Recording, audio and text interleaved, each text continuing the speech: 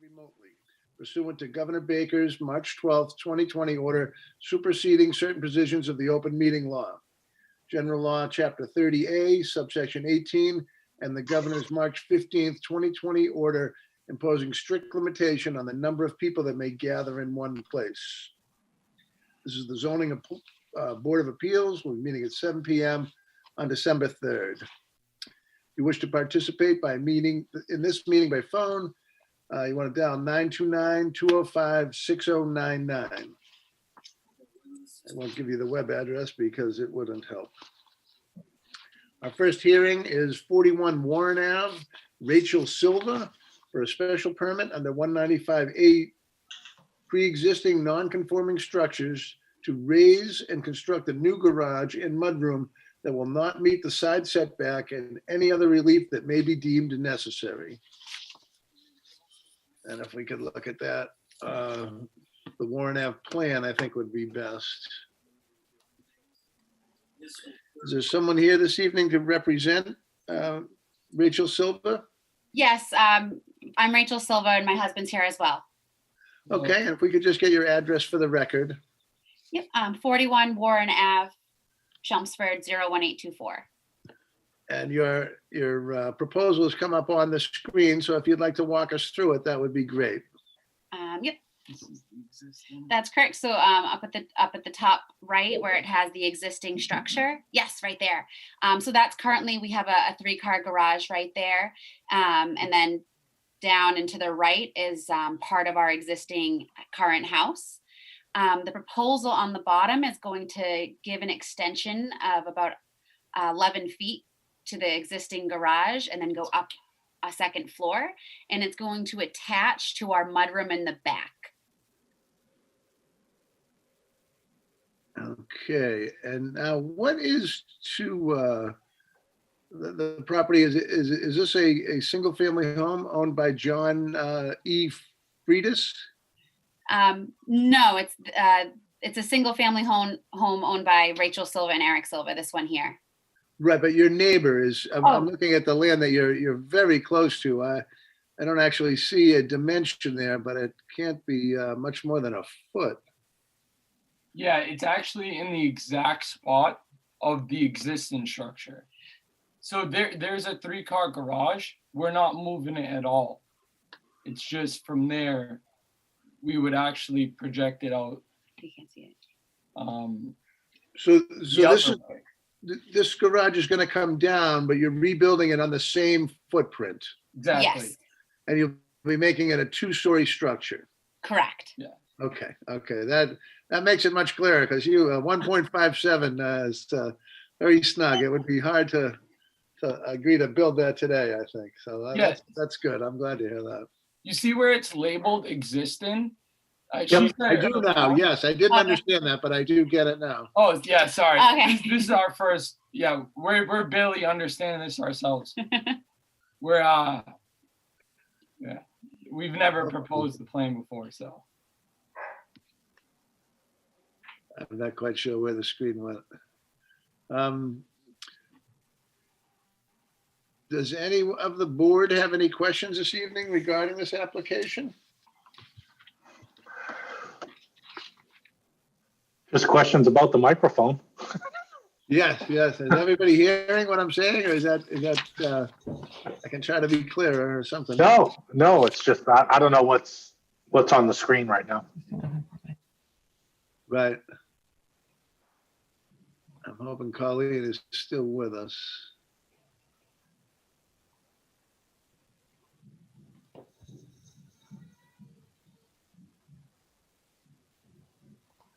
Colleen know what's on the screen? I think she's I driving. don't know who is doing it, so I'm at a loss here. There we go. I would like to see. So we have an existing garage that's going to be torn down. The foundation is, even if it's not staying, will be relocated in the exact same spot. So we are looking at a special permit.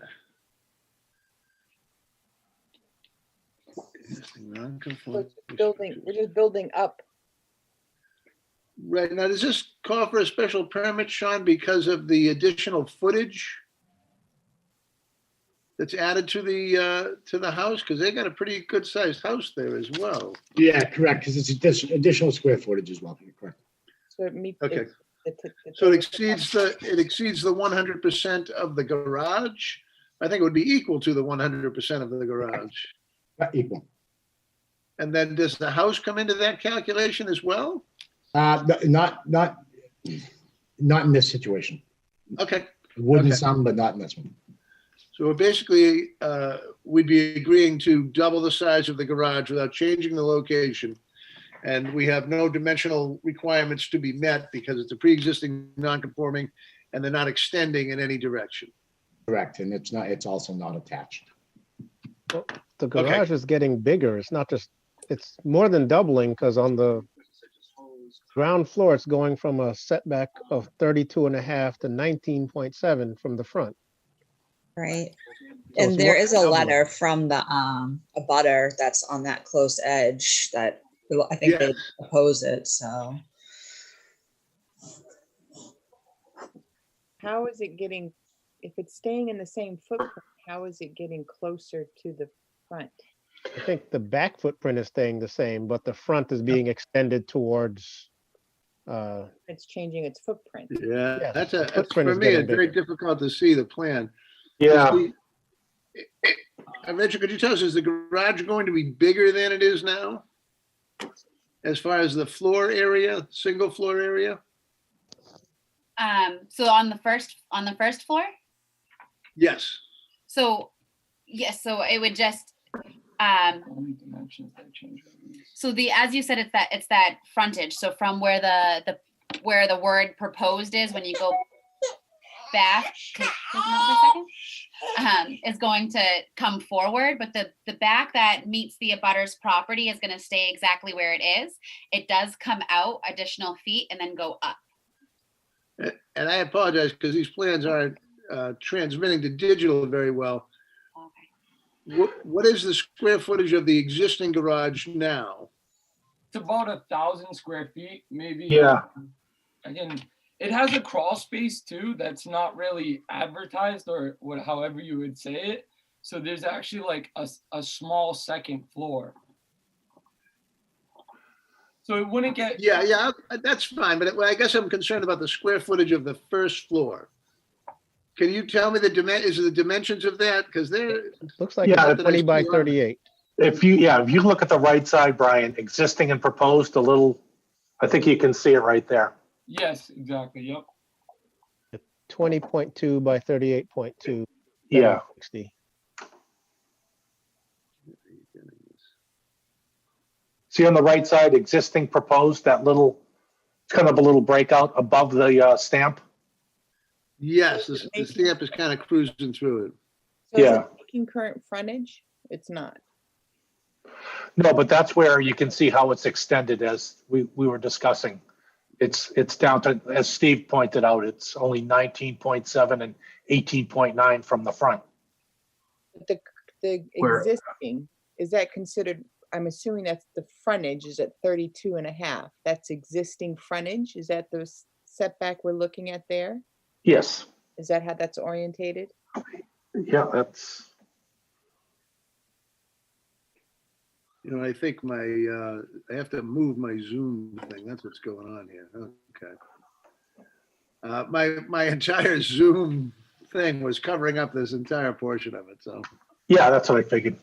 I did not understand that.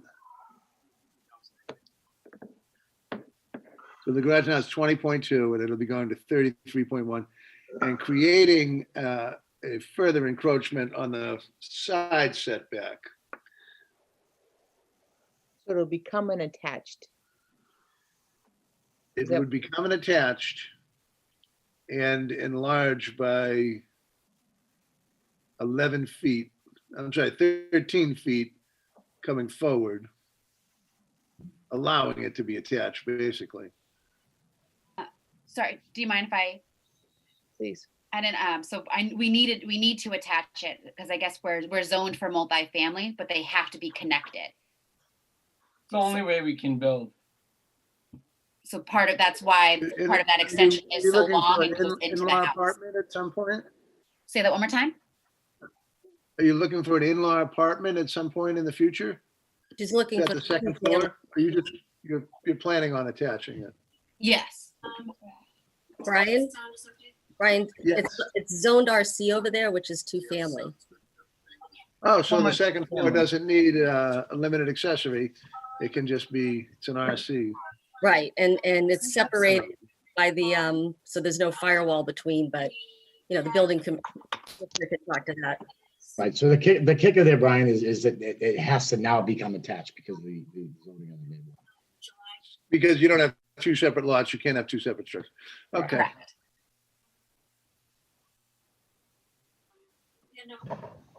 okay. Are there any further questions from the board now that we all know what we're looking at?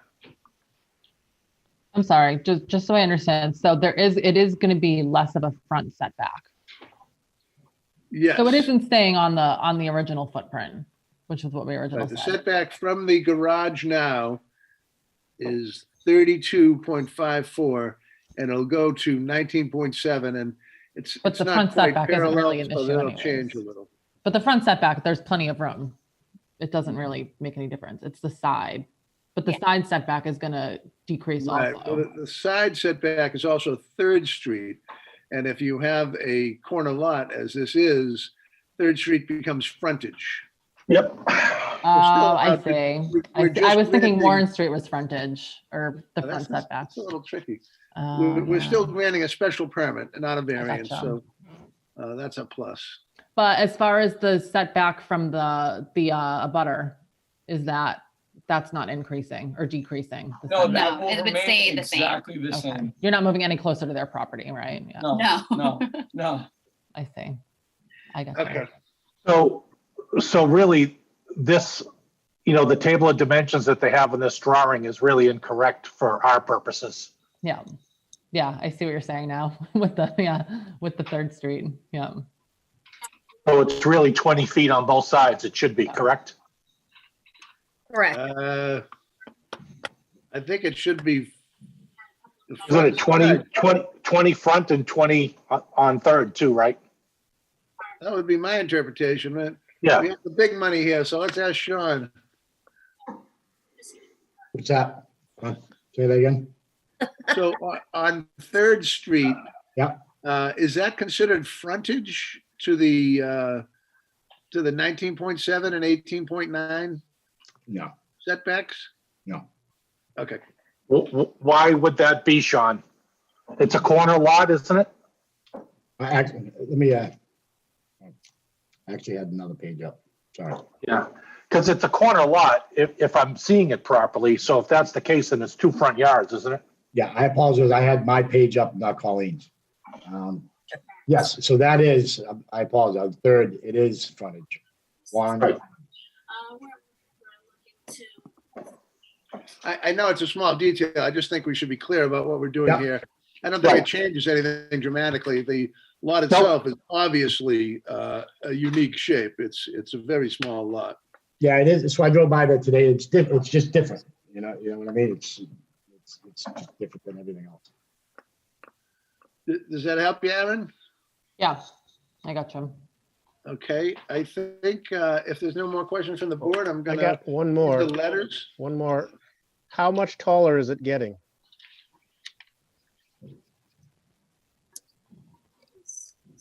Height? Hold on here.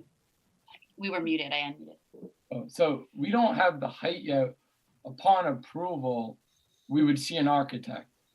Because the architect wants a lot of money to do the plans. So we're really budgeting and we want it to look as best we can. So we are going to use an architect, but we wanted approval before paying the architect. Oh, I can understand that.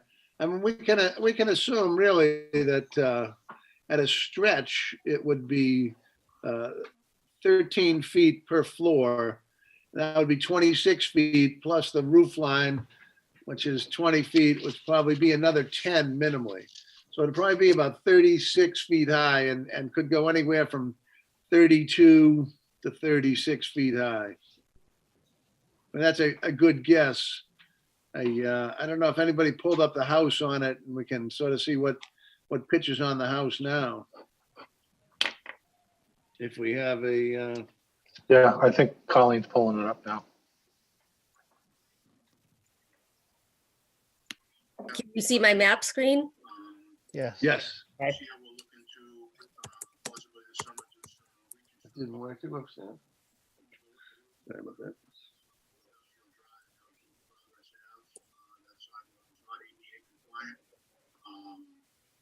It's also very narrow in spots. Part time sidewalks, no roads, containing that in the winter. That's the front. Displaced in some spots, and there's also a lot of incursion. Wow. Okay. And also with this. That's very helpful. Oh, wow. Yep. So you're going to attach here. Yeah. Okay.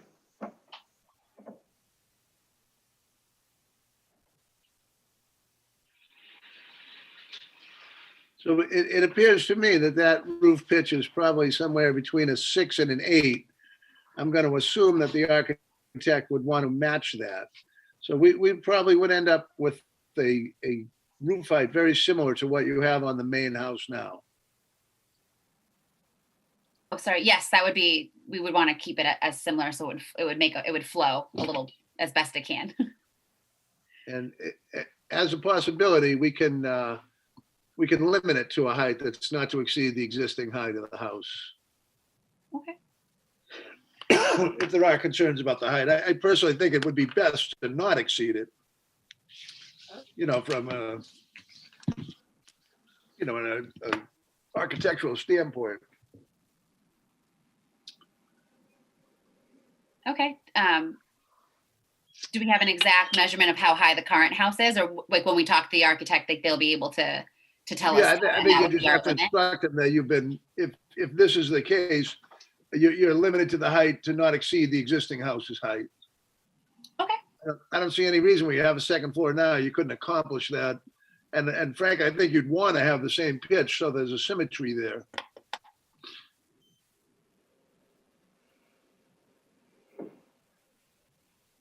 Okay.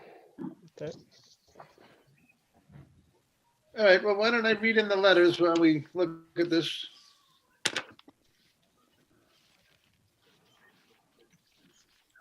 Engineering has sent a letter regarding 41 Warren Ave with no comments. Sorry, the police have no comments. The fire department has a standard letter. They also reviewed the proposal of the addition and finds the following: the entire home and existing and new construction shall be equipped with life safety systems as required by 780 CMR 51, standard for new construction at the time of application for the building permit. Also have hardwired interconnected smoke, carbon monoxide, and heat detectors in all required locations. 3 copies of the plans that clearly show all required life safety devices shall be submitted to this office as part of the building permit review process. This plan would approve of this addition with these conditions. I ask that the board make this letter part of their approval process. Respectfully submitted, Dan Kostalfis. We have a letter from engineering regarding 40 Warren Avenue. They have notes. Consideration should be made to install roof drain dry wells or the equivalent to infiltrate roof runoff. Erosion control devices must retain the sediment on site. These must be installed prior to any work or demolition. I have a letter from an abutter, John E. Friedis, and he would be the abutter on the far side of the addition we're looking at the rear of the garage. Whom it may concern. We disagree with the 2-story structure to be built as described in the project narrative. In the letter dated Sunday, November 1st, 2020, 8:46 p.m. from Rachel Silva to Stanford, Colleen Stansfield, reason Silva build 41 Warren Ave. The reasons for our disagreement are as follows. The 2-story structure will block all morning sun from reaching the southeastern exposure of our house, therefore depriving us of the sun's brightness throughout our kitchen picture window, requiring us to use additional energy by having to turn on lights during the early morning hours. Also, this blockage will deprive us of the heat generated by the sun, which allows us to set our heating system thermostat at a lower setting. This will also require us to use more energy to maintain a warm, comfortable home. Not only will this two-story structure affect us financially, it will change our life as we have known it after living here for 48 plus years. Regards, John E. Freitas, Marcel J. Freitas, 39 Warren Avenue, Chelmsford, Mass. Those are the letters that I have. I'm going to open up questions to the audience. And if someone would like to speak in favor or opposition to this application, now is the time. Nancy Arroway, Hi, Nancy. If I could have your address as well, please. 65 Littleton Road. Hi. Hi. I just have a question. This is an accessory building going from a single story to a two-story. And the zoning bylaws 19511 requires that accessory buildings of 2 or more stories are subject to planning board special permits. Is there an expectation that this will also be submitted to the planning board for the height? It's not an accessory building after they attach it. I didn't see an attachment there in the drawing. I'm sorry. So I think what Colleen is saying is once it's attached, it will no longer be an accessory building. So the requirement to go to the planning board would be waived. So I'm sorry, but can you pull up the drawing plans again? Because it looked to me like there was no attachment between the buildings. Can you see the proposed addition, the smaller to the right side? Ah, I see. Yeah. And it's not an accessory building, and I withdraw my question. Okay, Nancy, thank you. Sorry. Is there anyone else in the audience that would like to have a question or a concern this evening? Seeing none, I would ask the board if they would like to close the public hearing at this time. Sure, I'll make a motion to close. Go ahead. I'll make a motion to close the public hearing. I'll second. I need to take a roll call for this. That is my list. Steve, are you in favor I am. of closing it? I am. Jamie, I am. Nancy, I am. Steve is, Mark, I am. and I am in favor of closing it. The public hearing is closed. Does anyone have any comments on this? It's definitely a little unusual. I think my only concern was going 2 stories up 1.5 feet from the neighbor's property, which is why I was asking about the height initially. Just because there is almost no setback from the property as it is, so. But that, I'm sorry, Brian. That's not what is before you right now, though. It's a special permit for the setback on 3rd Street.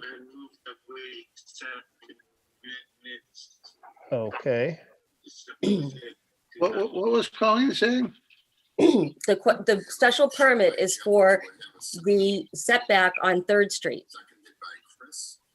They have the right to build up, but they That's need right, the that's- chief to do The the special step. permit would be for the 3rd Street frontage, not the height, not.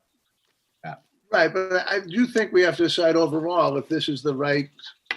Yeah, I think so too.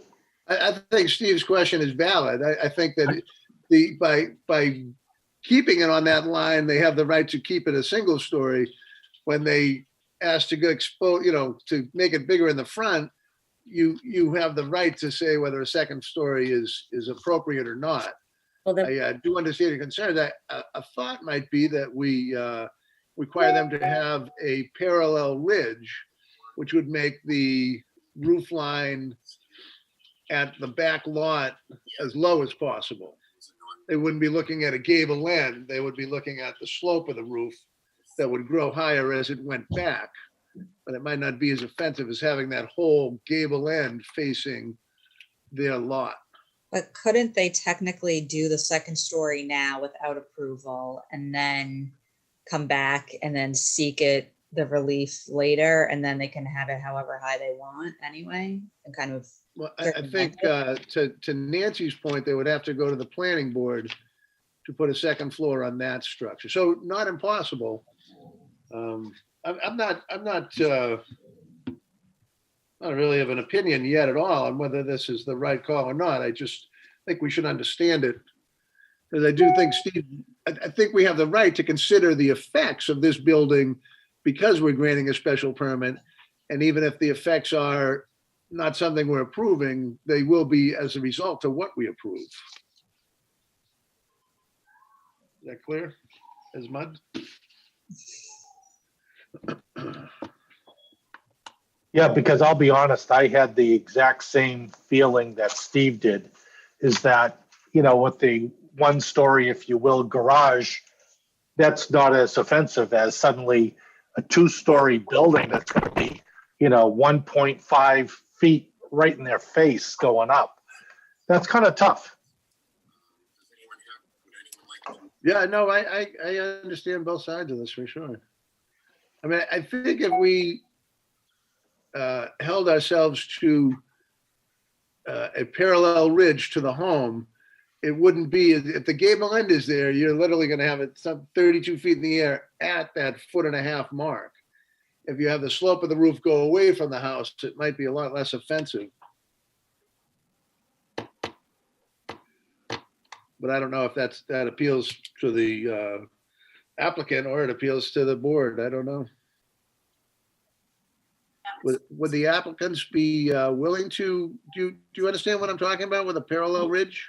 Not really, but so may I make a point? Would you mind? Not at all. The meeting's closed. Actually, We we'd have to reopen the okay. meeting, Oh, okay. right? Oh, So what are you saying about the slope of the house? So we keep the same. I think I can explain it to you as long as you're not giving testimony. Your home has a ridge that travels front to back on your property. Do you know what the ridge is? The very top of the peak? Yeah, it starts That at travels Warren Ave and it goes back. on your property. yeah. If you put the ridge going perpendicular to it, the highest point of the roof would be 1.5 foot back from their property. Oh, yes, If we're you definitely curve the open to ridge that. Yeah, we're 90 open to that. degrees, Yeah, we're definitely open to that. Yes. But I don't know if I'm allowed to say this, but the tree right there, that used to block the sunlight in his kitchen. We tore it We down. tore it down. That's the only reason they have sunlight in that room anymore. That tree does not exist anymore, but that tree was there and it blocks sunlight from our backyard to his. And it's not there anymore. But that was in the last 2 years. So 3 years, sorry. Is So that that tree- 39, Colleen? I was just going to ask you if you could look at 39 and we could see what the backyard looks like. Yeah, 39 kind of Warren Ave? twisted. Yeah. Well, I meant morning sun. I don't know what time of day this picture was taken either. Yeah, I understand, and I think Can't really see the backyard. Do you have like a satellite view? I could do that.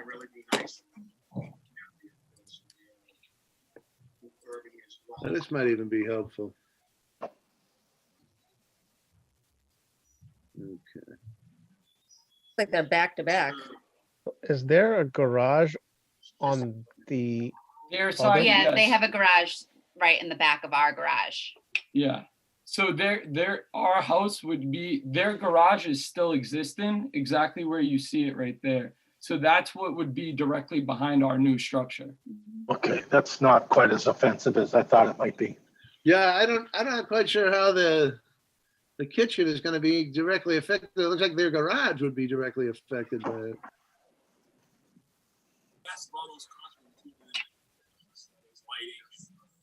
Yes, they are. Yeah, personally, I wasn't as concerned about the sun. I was more concerned about a two-story presence, 1.5 feet from the line. And I was thinking it was right up against their house, but now I can see it's more in line with the garage. So I don't find that quite as offensive. I agree. Is their garage a one-story garage? I can't tell. Yeah, I can't do that. Yes, Yeah. yes, it is. It looks like it from the pictures, from the other view, because you can't see it towering over the fence. Sure.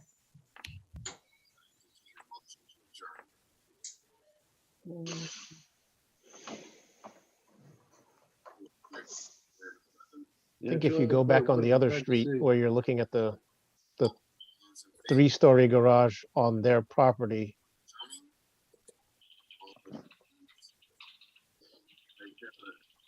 you can see that there's nothing as a backdrop that's, yeah, there's nothing. Yeah, their garage is quite invisible from this thing. That might be their, Right I don't there. think it is. That's their roof right there. Yep. Or that might be well, yeah, So in the that is- I'm foreground. thinking that is a perpendicular ridge as well. That ridge appears to be going the opposite way of the existing garage, or they have.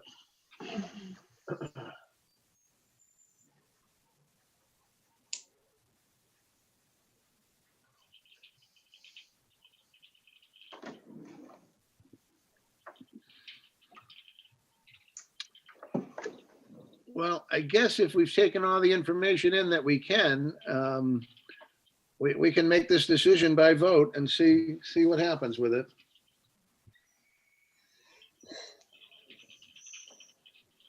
I don't feel as bad understanding there's a garage behind your garage, that's for sure. So, and just to confirm, they are within their right to build up without, You're absolutely allowed to do without that. this special That's not permit. part of our approval process. Yeah. I do think that approving this and creating that larger space is something we need to consider. Yeah. I don't think it's a yes or no thing with that, but you do want to understand the effect you're having because you're creating the structure. Yeah, and we can only kind of envision or imagine it because there's no drawings. And I understand why you didn't want to go forward to get drawings and spend the money until you knew whether you had an approval. So I do get that. Well, I'm going to suggest that someone make a motion and in it include the caveat that the ridge is to be parallel to the existing house, giving them more distance away from the highest point of the roof. And that, what was the other one? A height limit? The height limit be limited to the height of the existing house. That would be my suggestion for a motion to cover the bases if we talk about them.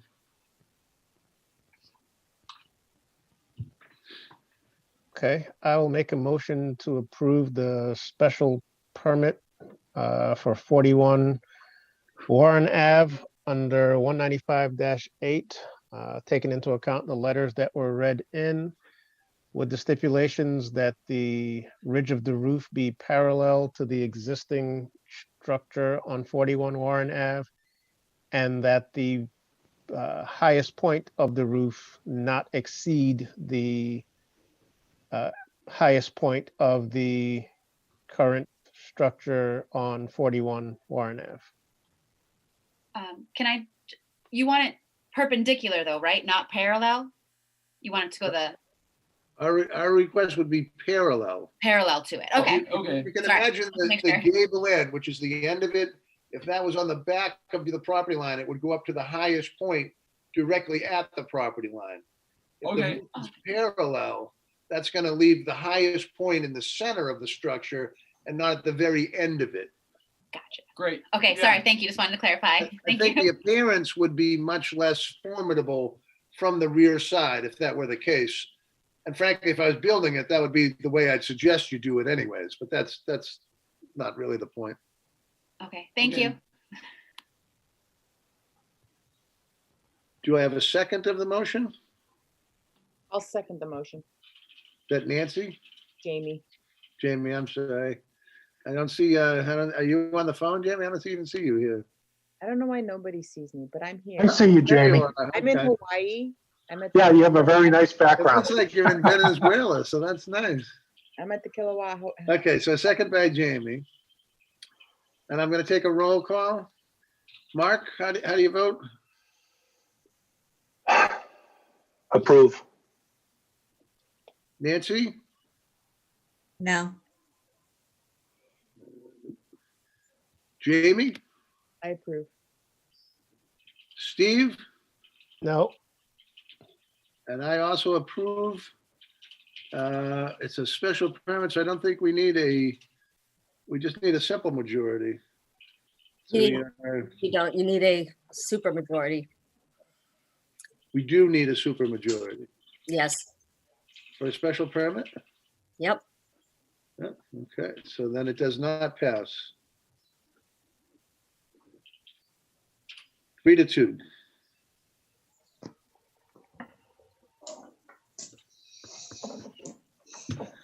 A suggestion, if you want to talk to your neighbors and see if you can come to agreement, it might be something you can come back with. So what would we need for approval? Is that a okay question? I believe, and I did vote to approve it, that if the neighbor was more accepting of it, it would be an easier sell. What is a super majority? Does that 4-1. mean? What's that? 4-1. Oh, 4-1? or 5-0. Yes, of course.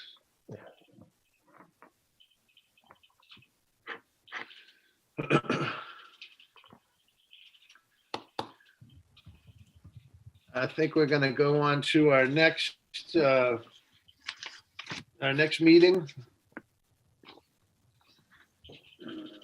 which is 80 Parker Road, John Pastor, for a special permit under 195 non-conformity to build a two-car garage with a family room and an office above that will not meet the front or rear setback and any other relief that may be deemed necessary.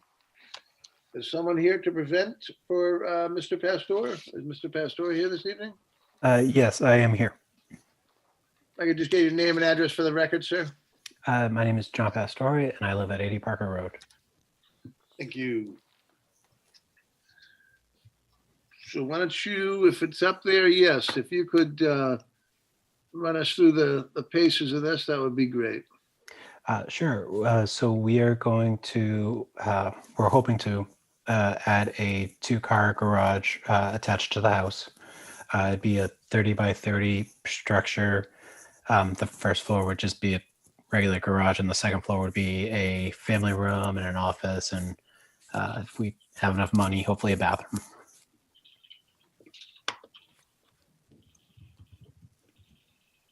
And it looks like you have 0.2 tenths of a foot on the front, and that you're just encroaching on which I guess is the rear setback on this lot. Yeah. And that is a little confusing. 27.2, is that what I'm seeing? That looks all right.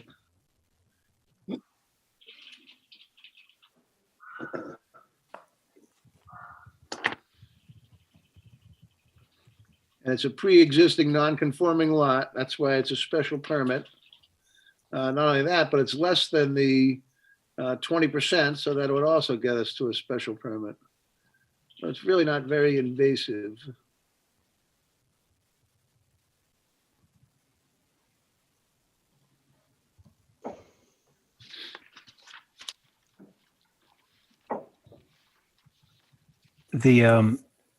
The thing I'd like to mention too is the lot behind ours.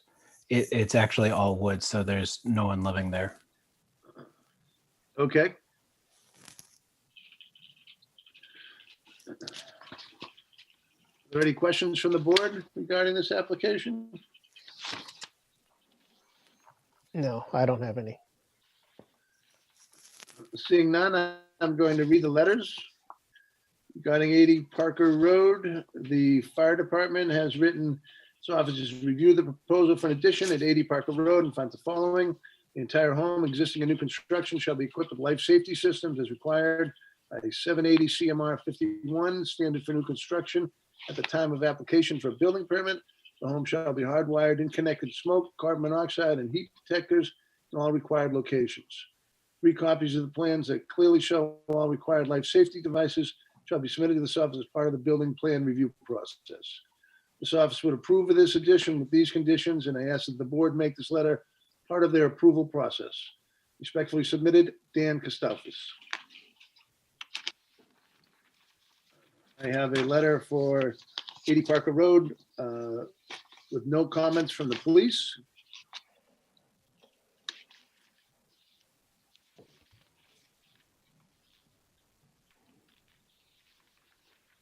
I have a letter for 80 Parker Road from engineering. Consideration should be made to install roof drain drywalls or equivalent to infiltrate roof runoff. Erosion control devices must retain the sediment on site. These must be installed prior to any work or demolition. There's a drain line not shown on the plan. There is no work proposed within 18 feet of the drain line. Contact the DPW if construction will be any closer to the drain line. No permanent structures are to be built on top of the drain line. Is there an easement that I didn't see? As far as we know, there is not an easement on the property. But there's a drain line that someone stuck in there. Yes. Okay, well, that's fine. Why is you're not going on top of it?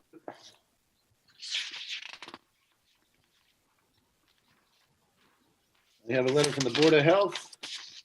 No concerns. That is the end of my letters for 80 Parker Road. I'm going to go into the audience now and ask if anyone would like to speak in favor or opposition to this application.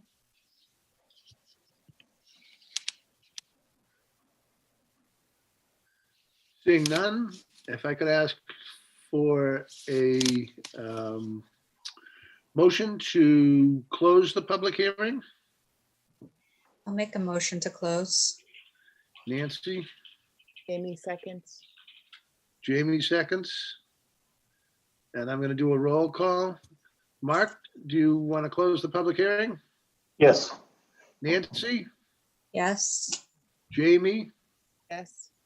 Steve, Yes. and I do as well. Public hearing is closed. We can take up deliberation.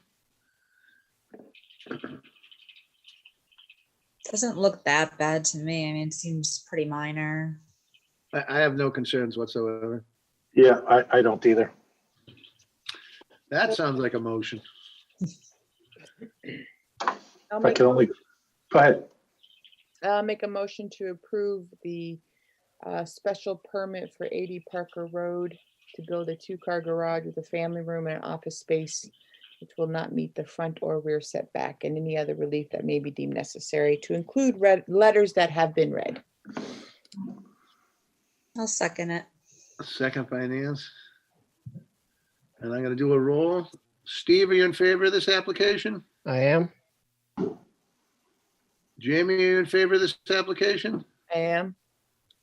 Nancy, are you in favor of this application? Yes. Mark, are you in favor of this application? Yes.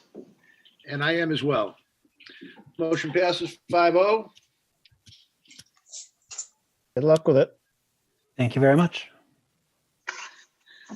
Okay. Moving right along, I'm going to need to recuse myself for this. I would like to make sure that Mark explains to the Hayeses that it would need a, they would need a majority, not a majority, a unified vote, 4-0 to pass. Well, we have Erin here. We have 5. Oh, good, good. Yeah, no, we're good. I got you. Okay, well, I'm gonna step away and Okay. let you do what you do. Okay, we've got an application here for 2 Gifford Lane, Gerald Hayes, for a special permit under 9561, limited accessory apartment to construct new space for a limited accessory apartment and any other relief that may be deemed necessary. I think I see the applicants here. Yes. Is someone here? Yes. Gerald and Cynthia are here. Hi, how are you? Good. Could you just state your name and address? Gerald Hayes, 200 Highland Ave, Lowell, Mass. Okay. And go ahead. If you want to fill us in on your plans. Sure. Don Anderson drew up the plans for us. We're want to put in an addition to the house, and he specifically kept it at under 750 square feet, so it would meet the requirements. As you can see on the image here, it would be, the addition is on the left, and it's 24 by 31 feet. And there would be also a deck in front of that space connected to the house, and that's it. That's the door into the house. Yes, and the access would be into the house. There's a door that would go into the existing house. And where's the access to the main structure now? Is it where the overhang is? Yes, there's a front door there, and in the back there is a back door into the kitchen area, and that is going to be moved, and there will be a double slider off of the larger deck. So there will be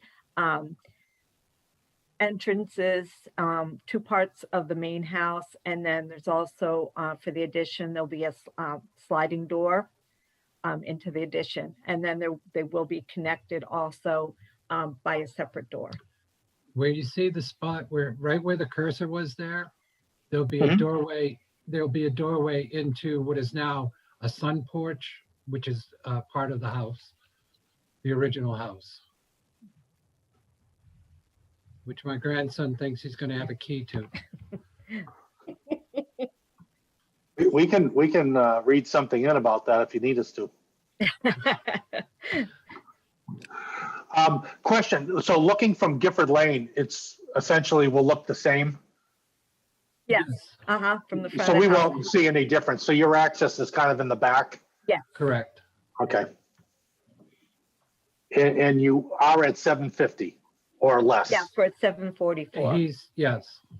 Okay. Let's see what we got here. Okay, yeah. That's Did I not get that right? What's the address? Number 2. Two different.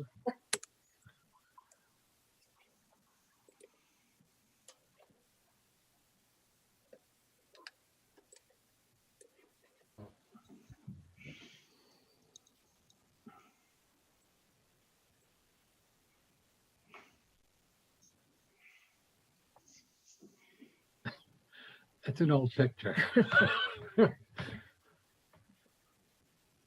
There's the sun porch. Right. Yes.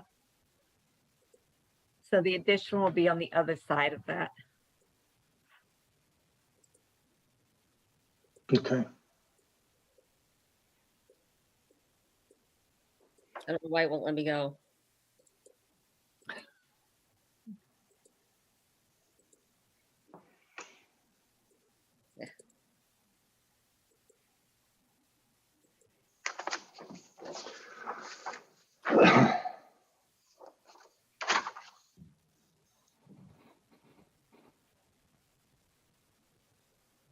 Well, it looks like there are no setback issues. Is that correct? Correct. Or, okay, Where those stairs are, that's where the addition would be. right. Okay.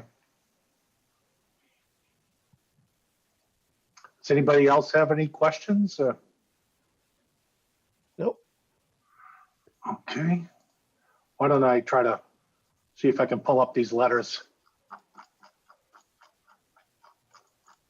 Okay, what do we have here?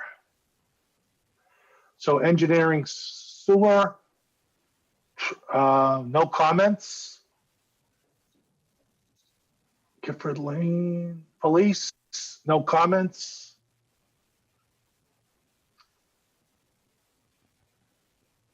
Dan Kostafis. Members of the board, this office has reviewed the proposed limited accessory apartment addition at 2 Gifford Lane and finds the following. The entire home, both new and existing, shall be upgraded to comply with the latest edition of the Massachusetts State Building Code for smoke, heat, and carbon monoxide detectors. The proponent shall submit plans for review to the Fire Prevention Office via the Town of Chelmsford online permitting portal. All smoke, carbon monoxide, and heat detectors required shall be marked on the plans prior to submission for review. The department is concerned that if there is more than one dwelling on a property, then that occupancy should be identifiable from the street. This office will require 2 mailboxes identifying the property as 2 Gifford Lane and 2A Gifford Lane, or as deemed appropriate by the Chelmsford E911 committee. The applicant shall apply for address to the Chelmsford E911 committee and its coordinator, town clerk Tricia Zuris. This department is not interested in an official change of address being recorded on the deed. It is only our intent to distinguish this home to emergency responders. This office would approve this plan with these conditions, and I ask the board to make this letter part of the approval process. You okay with that? Okay. And the next one, engineering. Consideration should be made to install roof drains, dry wells, or equivalent to infiltrate roof runoff. The proposed addition is possibly near or over the existing sewer service. Applicant must contact the W Sewer Division to coordinate any necessary permits or actions to preserve or alter the sewer service.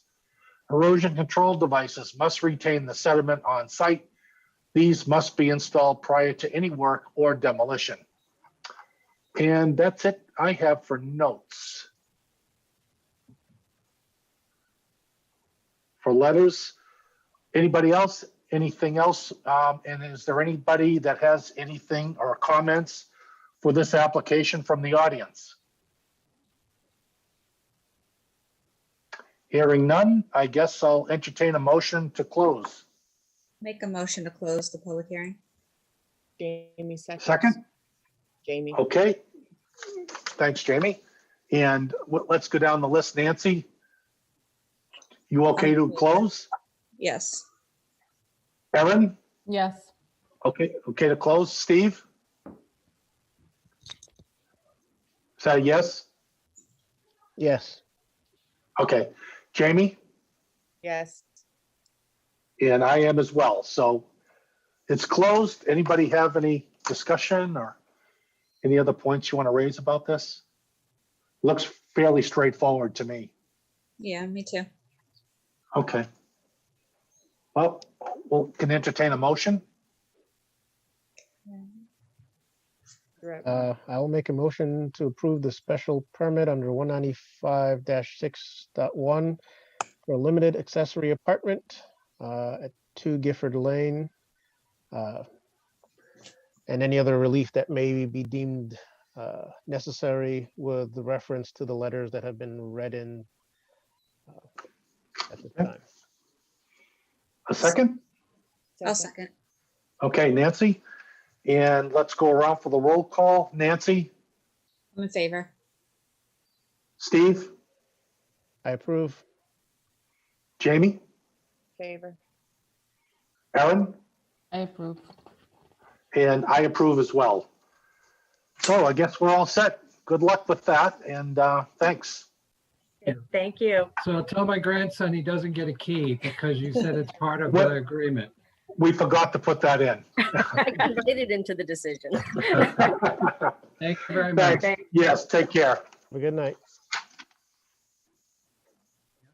Okay, now I guess we can bring back Brian. How? Let's see if I can find him. He came back. I'm You here, back. Brian? Okay, good. All right. You're on Okay. 125 Graniteville. Brian.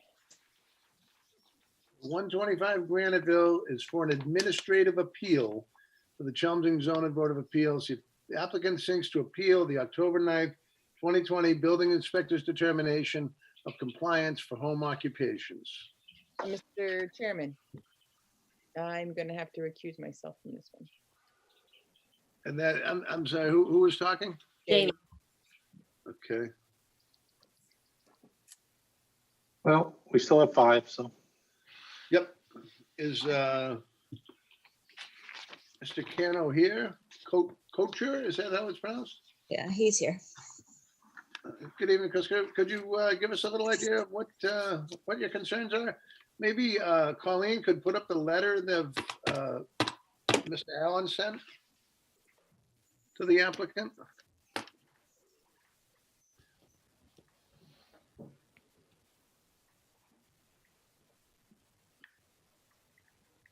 You want me to talk? Well, I guess we're trying to understand. We did get, I did get an extremely long email with a lot of documentation on it, but honestly, a lot of it doesn't apply to us at all. There's a lot of zoning violations in there that are referred to as business. Which ones did you get? The recent one, I sent you one from, since they closed the, on November 6th, they closed it. I wasn't able to send anything in until this week, and I sent you some more documentation of it. Did you receive that? I believe what I printed out was your documentation. Trying to get the front of the email here. Tuesday, December 1st was when it was sent. So I don't know when I quite opened it, but that's when it was sent. And I'll read this paragraph into it. I'm sending you this letter as an update to my appeal, which has been filed by November 6, 2020. Please include these updates since the original appeal was filed in the public record and in your files for this case to be heard December 3rd, 2020.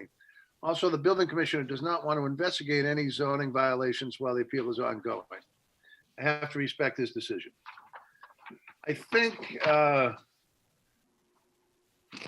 what the building inspector is saying is that you have been, he has been in compliance, and that was his finding as of October 1st. I will tell you that since this became an issue in front of us, I have made several trips by your home, and both properties are sparkling. There's no, there was no items around. There was a small trailer there yesterday morning, which is perfectly acceptable as I understand the zoning violation. I'm just not sure. I can tell you personally, I don't feel that we can overturn his decision based on what I've observed since this occurred. There may have been trouble in the past. It sounds like there's a bit of a fractured relationship there. But he is allowed to have the trailer there. He is allowed to have a truck. You had said that his son is working with him? Am I on? Yes. Yes. We can hear you, yes, and I'm asking you the question. Of the vehicles that are being shown. The original vehicle was a moving van, correct? Yes. And that was banned from his property, correct? Because it was oversized. Well, he brought that van back in and he worked on that van on a Sunday. You're not supposed to be working on a Sunday. I have the date and the documentations if you took the time to read it. Are we talking about the U-Haul van? No, I'm talking about his moving van. I'm not sure I'm seeing a photograph of that. That's why I'm asking. On the documentation, his moving van is there and he's unloading it. And on that particular day, it was a Sunday. It's not supposed to do any home business on a Sunday. Yeah, Brian, I think this one is the pictures and so forth that are embedded in that email. Yeah. On 12/1 that he's referring to. No, these are the original ones that were sent. I don't believe I'm in possession. Yeah, but there's another email that came out that had pictures. Yes. It's not in this. Okay, I have the moving van too. Yeah, I have the one that came out on 12/1, so that's pretty fresh. And you're on there, Brian, as long as his email was properly Yeah, done. no, I did find it. I printed the whole thing out because I didn't want to have to go digitally through it. Okay. There was one 10/26 And that's his moving van that shouldn't be there. Plus he had the trailer, plus he had his truck. And the maximum limit you can have on the truck, trailer, and everything else is 28,000. He went up to like 42,000. Can I ask a question here? Do you have this, Sean? This email? I do, correct. Can I ask for your opinions on each of these specific items? Because, I mean, you originally wrote that letter that stated a bunch of violations, and I know, I forget his name, but your other building inspector went out and basically said that he was okay to go forward. I'm just wondering if, in fact, these types of violations that are being cited here, if they are violations, if those were, in fact, going on at these dates, et cetera, would those be violations? And would you issue another letter?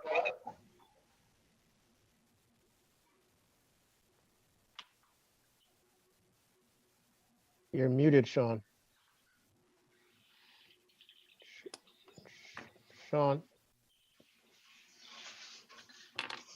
And Sean, you're muted. There you go. Oh. There we go. Better? There you go. Yeah. All right. Yes. So back, I apologize. Back on 6/15/2020, when I wrote the original violation letter, what was going on there was the vehicles were being stored there. And I wrote the original violation initially before the first real inspection because I had some pictures and some proof. And the vehicles were had stayed there overnight. The trailer had stayed there overnight, stuff like that. What the determination of Marty Allen was, that we had cleared the violation. They're not keeping the vehicles there overnight anymore. I haven't seen any documentation of the vehicles staying there overnight anymore. As far as taking things in and out of the truck, it's very hard for us to determine whether it's something that was in their house and they're taking out or something that they purchased and bought in. That's a tough thing for us to figure out. There was also some issues with some lights. That they brought it in and took it out. And if you just read the documentation, you'll see it. But you have to take the time and read it. Yeah, and that's what I was asking, that just take your time and take a look at this most recent one. And if these incidents that Mr. Couture had identified, if those are in fact going on, are they violations? If he's bringing things in, so if he's bringing stuff from his truck and it's going into his house and it's immediately coming back out, yes, that would, but it's hard. It's very hard for us to determine that it's going in and coming back out. If he brings something from anywhere, anybody, if you bring something from your house and put it into your house and it stays there for 2 or 3 days and you decide you don't like it, you bring it out.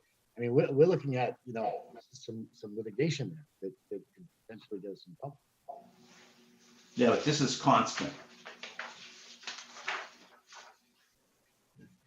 As far as leaving the vehicles there overnight and stuff like that's clearly a violation. When I wrote the violation, that was cleared up. They found a lot. I was brought to the lot where they keep the vehicles, and that had stopped. There's some things on there about sheds.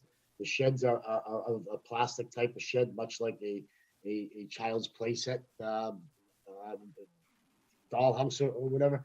We don't permit that. We don't have anything to do with that.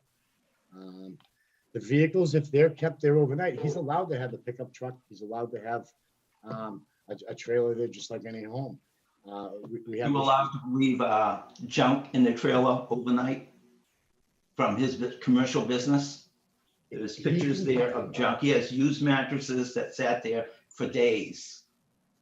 He said junk from his commercial business and his demolition business and junk removal for days. I just have to ask, to be the devil's advocate, how do you know that those mattresses didn't come out of his home and were in fact in the trailer until he disposed of them, as is his right. How much material, if you look back on the documentations, the amount of furniture going in and out, the amount of trash going in and out, he is in a commercial business for removal of junk. If you look at his website, I sent you the website, you'll see what he takes out, and he has to bring that in from the trailer. Sometimes he doesn't dispose of that during the day. He parks it next to my property. Just look at the documentation and you'll see what I'm talking about. I did see the items next to his home. I promise you, it's that property, as I've looked at it for the last 3 weeks, is a lot cleaner than mine. And that he has items on the side of it. I honestly can't identify even what they are, but you are allowed to keep things on the side of your home. I don't know if that's trash. Not from a commercial business, not junk from a commercial business. That is correct, sir. That is correct, but I don't know how you want us to prove that. That's what's confusing us. Well, you know, he has a business and that's what he does. That's his business. If you look at his website, you look at the material, the photos he's taken of his website, he removes junk. He also is in a moving business, but this 50% of his business is junk. But I've got that from an experience standpoint. Why would he bring it to his house? Why would he? Because he wants to leave it there short term, 2 or 3 days. He lets it sit there. So, You so, tell so me, if I Brian, knew why he did that, I know. and if I can address the board, it gets very hard for us to make an assumption that just because this gentleman owns a business that does that stuff, that unless he's got customers coming in, transactions being made, things like that, Did you look? it's not for us. So All right, we really did you look kinda at the first documentation where he had customers coming in? He would unload it from his vehicle. Just And look at that was when the documentation. original violation letter was written, and that Yes, stuff, we have this detailed happened that on stuff. October, Applied the violation. If you look at August 16th, around that time, you'll see the documentation of people moving stuff in and out. Do you move things in and out of your house? Not like he does it every 2 or 3 days. I'm sorry. Do you? Is there a dumpster there? Is there a dumpster there So that the- doesn't move that I so saw in there- some of the pictures? There is no dumpster there. The trailer is there, just like you can have a trailer at home and you can keep, if you have a dresser that you've taken out of your house or your basement and you keep it in your trailer until your trailer is full, we have nothing. Oh, so the trailer is what we saw in the pictures in the email. I did look through the email today. Yeah. You don't have 50. This picture we're looking at is the truck that we're no longer seeing on site anymore. It's obviously there on, I couldn't get the date. Well, the mattresses were there just probably last week. I've spent some time driving by your property, sir. I have not seen anything like that. That does not for a minute assume that you're not right or that they weren't mattresses.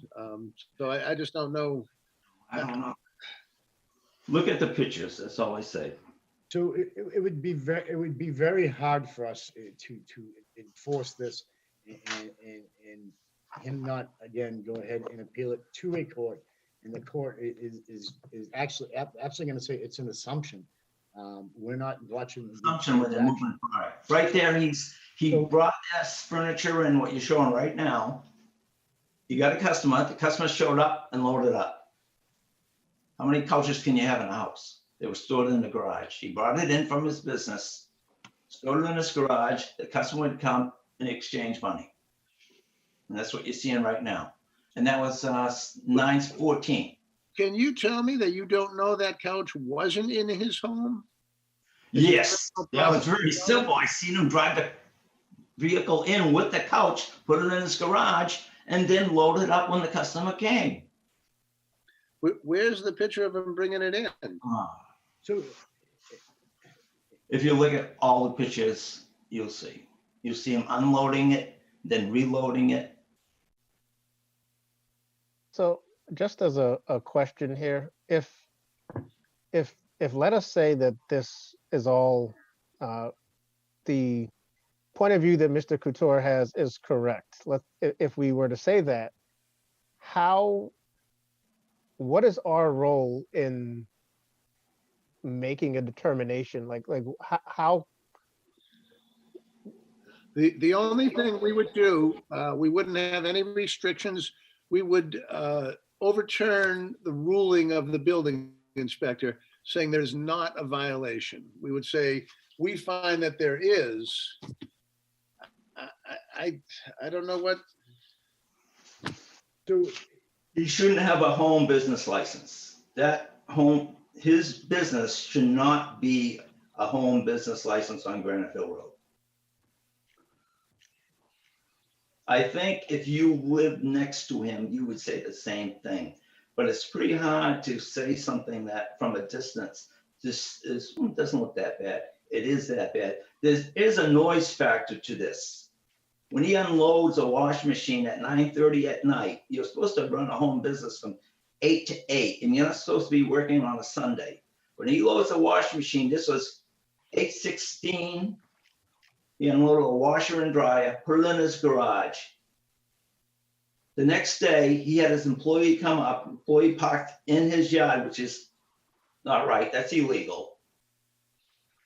They loaded it back up on his truck and they drove away.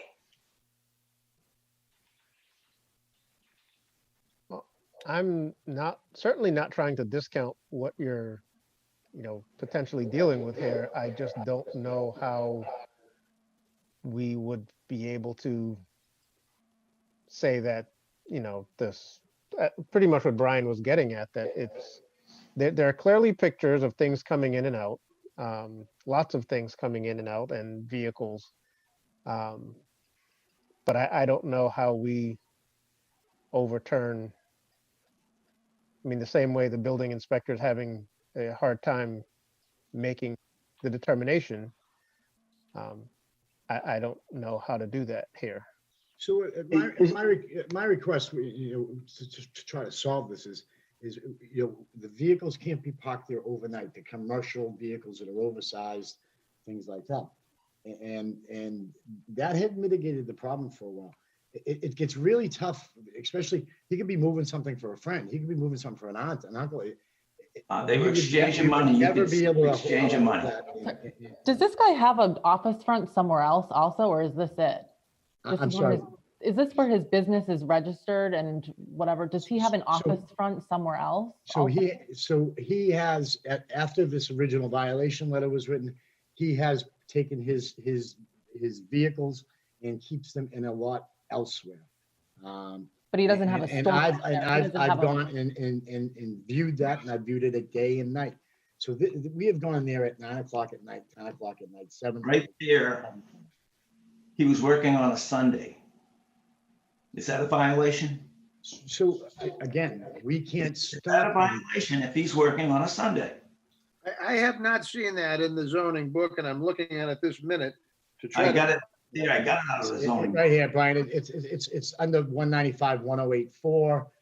It says business hours shall be from 8 a.m. to 8 p.m. Monday through Saturday. Again, okay. So I did find that. I'm glad to know that's. It gets very difficult without that customer transaction and taking a hand-to-hand transaction and people coming in. There's pictures of that. Did you take your time and look at the pictures? You went right by him. He was handing the cash over. I don't see what you're not taking your time to look at the documentation. Where is the picture that the cash can be seen? You're allowed to pay people money. That doesn't say that he's making a sale. You're assuming so much here. But he's brought in the furniture business. He's brought it into the garage. He calls up the customer, come to the house, come pick up the furniture. This is a commercial business, not a home business. You have to remember that. What's the difference? It's supposed to be a home, like I mentioned in the documentation. Tom's Hobby Shop down the street's been there for like 30 years. He worked there. We didn't know it was a hobby shop. Across the street, there's a daycare center. It's been there for like 12 years. You wouldn't know it was a daycare center. you know what that is. I gotta tell you, in my trips past it, this is my personal observation, I did not know it. And I came by whenever I was in the area. Anytime I came down Route 3, I got off, I cut across and came down Meadowbrook and went by your house again and again. And I never saw any of this. That means nothing because I wasn't there to see it. At the time, there were violations. But I did try. He keeps a very neat yard. There was nothing out of place in the yard. I mean, nothing. Your yard as well. I really. Look in the backyard. Maybe. I don't know. I didn't see any pictures of the backyard. I've only seen pictures of the side and the front yard. If you look at the original documentation of last year in October, he would do demolition. He would put it in his backyard. I have the original pictures, and he would burn it in his backyard. And the fire department was called a number of times. And he did this in March 26th of 2020 at 9 o'clock at night when there was a fire ban going on. And he was burning, demolition material. And I have pictures of that. In fact, Sean has a video of it. I gave it to him of a whole half hour of him burning debris from his business in his backyard. So if I can, Mr. Chairman, if I can just address something. If you look at, if you look at, again, 195-108-4, the home occupation shall not serve clients, customers, salesperson, or the like on the premises with the exception of individualized services, not to exceed 4 visits per day, and the visits cannot occur concurrently. Business hours shall not be 8 a.m. to 8 p.m. Monday through Saturday. So even with, as we see that cash transaction that someone, whatever, right there, it's 4 visits per day. So I get it. It kind of skates that line, but as far as us upholding something that would go to court, it's very, very difficult. But he's bringing it in from another location within the same day, and he bring it into the garage, and then he would sell it. Where does this guy need a hobby?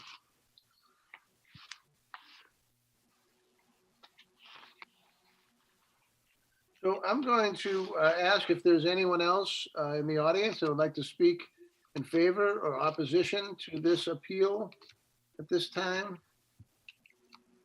I don't know if there's any neighbors that are aggrieved by this that may have information that would help. Or not aggrieved. I just wish you would take your time to read all the documentation. I know there's a lot there, but I think you would get the gist of what's happening. If you don't, you're gonna make a rash decision. Just take your time and read the documentation. Can I ask another question, Sean? Yes. The inspector, it said somewhere, because I did read the documentation, Ron. It said somewhere that the inspector went out, was it October? Yes, Marty. The letter was written in October, yes. Right, but he couldn't comment? Is that what it was on the situation there because it was under appeal?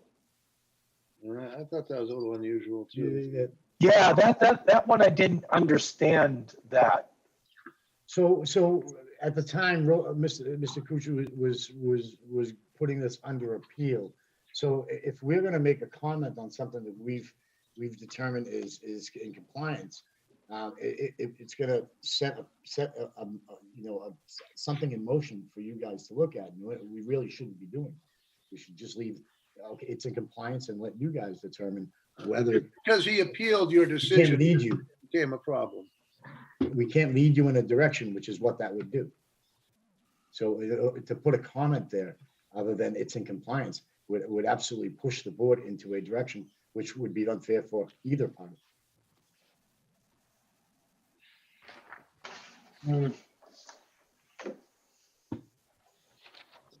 So seeing no further comment from the audience, I think it's. I think I have a little bit more comment. I wish you'd just take your time, read the documentation. Looks like somebody else is there. Per day, and don't make a rash decision. That's all I say. Okay, Brian, there's someone else there. Mr. Chairman, if I could. Your name and address for the record, please? Ronald Petula, 123 Graniteville Road. I think there's another person trying to talk about it. If we could see if they are, I'm not quite sure. My name's Joe Barilla. I live at 129 Graniteville Road, right next to the Shields. on the other side. Good evening. So just, I guess, just you said, you know, if anyone was willing to weigh in kind of on what's going on. I think just as a neighbor, and to let you guys know, both Dan and his father, Joe, they've been great to live next door to. I know he runs his business out of his home. You know, he leaves in the morning, comes back in the afternoon. I've actually used him for his services. I mean, they're both genuine, they're polite, they're neighborly. They've been, you know, helpful. They're great people to live next door to. So I do feel like the picture that's being painted here is a little bit harsh. I mean, I've also just from watching kind of what's going on, know that the Shields have made more and more attempts to kind of create some privacy, add fences. And I do think it's a little bit unfair that they're trying to create privacy for what they're doing over there. And there's surveillance cameras pointed over their fence into their yard, kind of filming this. So, I mean, if nothing else, I mean, they're both genuinely nice people. He seems to be operating a good business over there. He's a young kid. He's working hard. I give him a lot of credit. And just wanted you guys to hear from someone else in the neighborhood. Thank you. I'd like to make a statement. Back in October of 2019, there was an incident of his vehicle. And I wasn't sure what to do, but I noticed he had 3 surveillance cameras on his house. I didn't have any. I says, oh, that's a good idea. I'm gonna put a surveillance camera on my house. So I got the original idea of a surveillance camera from him. And my surveillance camera looks to the front of his yard and to the back of his yard. He has a surveillance camera on the side of his garage. I don't see any part of any windows of his house. He has a surveillance camera on his property, on the garage, that looks directly into my 2 bedrooms. But I'm not even complaining about that. I'm not sure, but I believe that's right. So we don't, Mr. Chairman, we don't have any jurisdiction over the cameras. We've had the police I department. agree. I don't mind. Mr. Kuchar, please, we've had the police department look at it, which would be their jurisdiction, and they had no finding. Okay. Yeah, did you read my documentation about the police department? I did. All right, thank you. Didn't sound like it went well. No, I had a meeting with the police chief and the deputy chief. It was quite interesting. Well, our duty here is to decide whether we are going to uphold the decision of the building inspector or to overturn that. And that's probably what we should decide. If there's no one else who would like to speak in favor or opposition to this appeal, I think I will close the public hearing and we will take a vote. Seeing none, I'd entertain a motion to close the public hearing. I'll make a motion to close. I'll second. The second by Steve. I'll take a roll call. Mark, you in favor of closing the public hearing? Yes. Nancy? I actually need to recuse myself from this one, I noticed. All right, that's So right. can I had you Aaron down step there in? too. Okay, so then Aaron, will you be closing the public hearing? Yes. Jamie? Jamie recused. Jamie recused. Yeah. So there's 2 that have recused. Yeah. Nancy, We're down Only to 4 of us. 4 of us. Yep. Okay, so we'll have to have a unanimous vote to overturn it. Do we need to give him the opportunity to Yes. not have this voted on when there's not 5? So I think that's important, yeah. So Yeah. if I could get a motion to reopen the public hearing. I'll make a motion to reopen. I'll second Aaron's motion. Okay. Mark, do you approve? Yes. Jamie's recused. Steve? Yes. Aaron, do you approve? Yes. And I also approve. So we have a unanimous vote. Ronald, we have 4 people that are allowed to vote on this. You're certainly allowed to have a vote with 5. So if you'd like to postpone this vote, you can. I would like to postpone it if you people would just read the documentation. I don't think you were really prepared. I sent a lot of documentation there. If you just read through it, you'll get my point of view. If you don't, you don't. But just don't make a rash decision within 15 minutes. That's all I ask. I'm going to suggest that the board do take a look at the documentation that Ronald has provided. I'm going to ask for a motion to continue until, drum roll, when is it? It's 2021, thank God. January 7th. The 7th of January, 2021. All right, I have a question for Sean. If there's more zoning violations, do I send it to him or will he act upon it? So, Mr. Kudu, you feel free to send anything that you feel necessary to send to me. I can tell you, I drive by there in the morning on one day, and I drive by there in the afternoon and the other day to make my way home. And I make sure that I do that every day because I know of the ongoing issues. So I do monitor it very carefully. We haven't had the issues that we've had with stuff left out before the original violation was left. So yes, whatever you feel the need to send me, please send me. What I'm trying to understand from you is you have to be there to see it. You won't believe my photographs or video of the documentation. You have to actually see it. So And that happens only 1% out of 100. I beg to differ. At the beginning of the meeting, I said, we wrote the violation upon your pictures and lack of the investigation, because we did not see that, and we still wrote the violation letter, and we went out and investigated. We asked the gentleman to comply and not keep the trucks there, which he did. So I don't think that's a proper statement. Yeah, and the other thing, Ron, I just want to throw out there too is that's why I asked Sean to go down your most recent email and really take a look at each line item, and I think he did. And from what he said, if I'm correct, is that what he saw in the pictures weren't enough evidence for him to cite any of those incidents as a violation. So I think that's why, video of it. I think that's why he's saying he wants to continue to go there, you know, to see other potential issues that might, you know, be there. All right, he wants a video of it then. If he had a video of it, would he have A better? picture, a video, it doesn't matter. Our goal is compliance.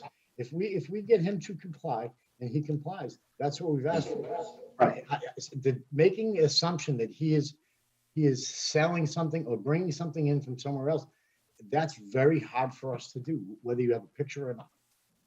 So, but if you have a video of it, it would be more convincing, correct? What I think Sean is trying to tell you is if the gentleman brings a washer dryer into his house, that is his right. If he's doing it as commerce, as business, that is a problem. Determining that is very difficult. Yeah, so for all we know, it could be his mother's washer and dryer, and he's selling it on Facebook Marketplace to somebody. You know what I mean? I'll go back to you what are allowed to do. Yeah. You have the very same rights he does. Yeah. Right, but you don't do it at 9:30 at night with the lights turned off and then, oh, Well, no. you don't do it at 9:30 at night. No, you don't. And the reason why I know that is because I was in my office. I don't see it, I hear it. You know, when you're unloading a washer dryer at 9:30 at night, you know it. I don't disagree. I, again, can tell you that you're making assumptions that they're difficult to, it's hearsay is what it is, or it's I wouldn't say hearsay. So there's nothing within our zoning ordinance that says at a single family house, you cannot take a washer and dryer, put it in or put it out of your house at 9:30 at night. every single day. And then sell it the next day. I'm not disagreeing with you. I'm telling you, you're putting us in the unenviable position of deciding that he is doing this when I don't see proof, if you would. Mr. Chairman, I want to add that because of the nature of what this is in the two parties involved, we have paid a lot of attention to it. We have not just taken it and not read the documentation and not watched. This started over a year and a half ago, and we have been painstakingly watching it, paying attention to it. going through the information and documentation that comes in all the time. We don't put it aside. We read it, we investigate it. Phone calls are made. We pay very good attention to it. It's just, it's two neighbors that are having a difficult time.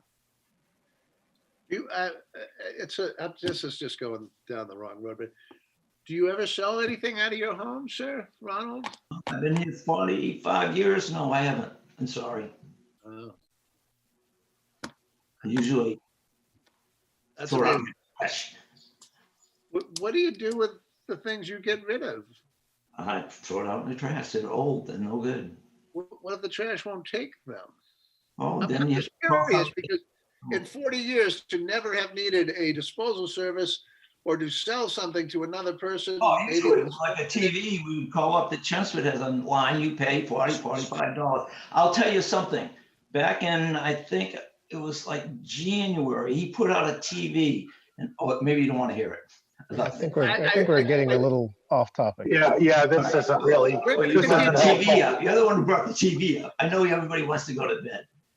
I just don't want you to make a rash of schism. I think we have to decide whether we want to continue this or not. Well, I think he has a right to continue it if we only have 4 that can vote. And that's what he asked. And that was your request, sir, is that correct? So we're going to continue this till January 7th, 2021. And it'll be a new year and everything will be wonderful. All right, you make it an addendum. Yes, let's hope so. Okay, I'll make a motion to continue this to January 7th. Mark, I'm going to do a quick roll call. Steve, do you approve to continue to January 7th? Very much so. Nancy? I have a question. You can't ask Nancy. Nancy. Can I ask you a question? Nancy's out. Why did I? Yeah, I was just curious. I have a professional conflict. Oh, all right. That I didn't realize until I started looking through this stuff, and then I realized it. All right. And Brian also approves a continuation, so it's 4-0. And we'll see you January 7th at 7 p.m. on 2021. All right, thank you very much for your time. Brian, point of order. You don't have anybody to come unless Charlie comes next time, and he would have to review this. I'm not in disagreement, but I think that Casserly is going to attend the next meeting. Charlie? Mr. Casserly, Peter Casserly is a new member. I don't know that he can use the Mullen because he hasn't been sworn in just yet. I checked with him today. Well, we'll have to see where we're at then. Let's continue with it, and they may have to go with the majority on the next vote if we don't have an option. Yeah, right. Okay. I just wanted to take time to read the documentation. It actually hasn't been sworn in by the town clerk. Okay. I'm going to add it to my drive-bys. Yeah, you're close by. You can zip down and peek. I know I can. Why don't you give me your cell phone number and I'll tell you when they drive by. Yeah, sometime maybe. All right, you have a very good evening. We'll see you on the 7th. Oh my goodness. Next hearing is a continuation of 7274 Littleton Road from Michael Smith. He's looking for a variance under 195 non-conformity, seeking relief from lot area and frontage to create a buildable lot and any other relief that may be deemed necessary. I think I saw Mr. Hausler out there. Will you be speaking for Mr. Smith? I am. Yes, Mr. Chairman. Good evening to the members and the chair.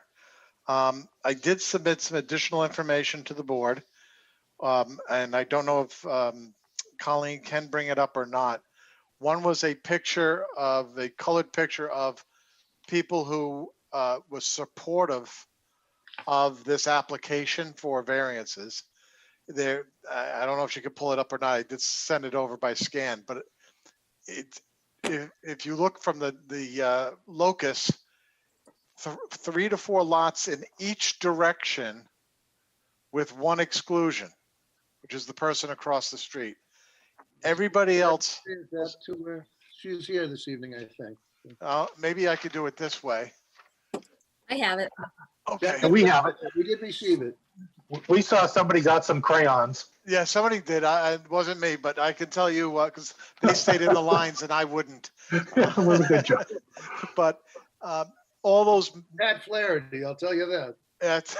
all those folks that have supported this, and now you're seeing the letters also in support. I want to remind the board that more than 90% of the lots along this stretch of Littleton Road are either of equal or substantially lesser size of area and frontage, which is exactly the relief we're looking for here. The last item about this, other than the letters of support and the fact that the people most affected are, except for one, and I don't know if that person is still questioning it or not, but everybody else seems to be okay with this. The other issue that you asked us about, I've tried to find further details, but the plan that refers to the zoning variance granted on June 18th of 1964, no one can find that variance in public records or at the Registry of Deeds or at the town hall. What I will note is that that variance is on a subdivision plan that was endorsed by the planning board that shows the lot would have been a buildable lot. So and that has been recorded. So those are facts. I have to be honest, I think this is more of a common sense, what's fair here. It also cures other issues, as I said last time, and it's a late night for you, so I don't want to drag it out. But we're getting rid of some pavement issues here. We're getting a proposed home, I think, has been provided to you that shows you that it's entirely consistent with the neighborhood. It's not some 5,000 square foot home. It's a modest new home. And it's also to the rear of, I believe it's lot 5, where we would be hopefully building this. So I'd ask that the board just apply some common sense, see that the neighborhood is substantially in support of this, that it is entirely consistent with every other house.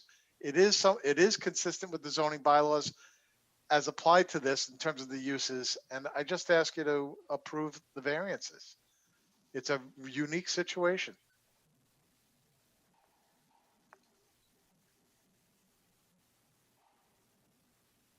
Can I ask the hardship as you describe it? The hardship is that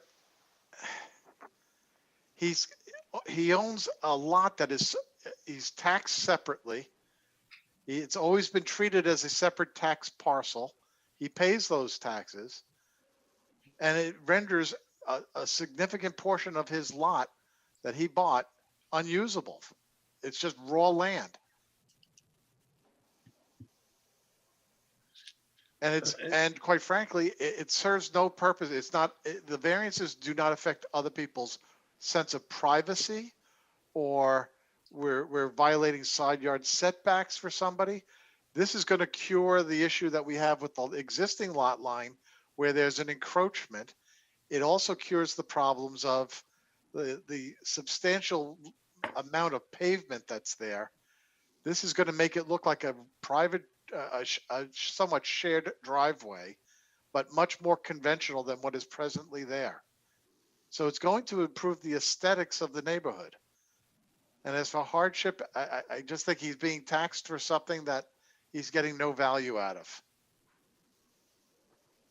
I see. Can we see the engineer's plan again, Colleen? Yep.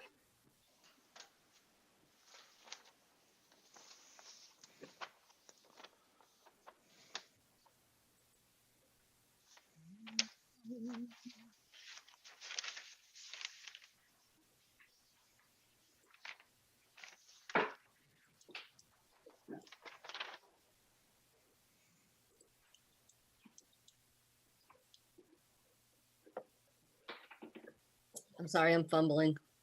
Yeah, I can imagine. You've got your hands full. Is that the one you wanted? Thank you. So you'll see that paved parking, you'll see the removed pavement. So, I mean, more than half of that's being removed. And the house that's being proposed, hopefully down in the future, is way in the back. The lot sizes are entirely consistent. In fact, I actually went through the process of taking the abutters list or map and mapping out the square footage of each of the lots surrounding this property. And there were 2 that were of equal size or greater, and there were 19 that were smaller. So this is the classic example of Chelmsford of the zoning bylaw, strict application really doesn't fit for this neighborhood. It's definitely an older neighborhood. Can I ask really quickly, did we hear anything from the abutters, from the Hugglers at 76 Littleton Road at the last meeting? I have, don't and I think we all do, a list of, Yeah, there's a whole bunch of letters. yeah. We submitted the letters. meeting? Okay, Yeah, so what one of the letters to answer Erin's comment, Lucia Hugler has signed a document supportive. Okay. She's Yeah, right did we next read, did we read those letters at the last meeting or did we? No, they not just get came there? in. Yeah, they're new. Oh. Okay, so this is the letter, and I'm going to read it, and then I'll read a list of the people that have signed it. And they're all, it's all the same letter.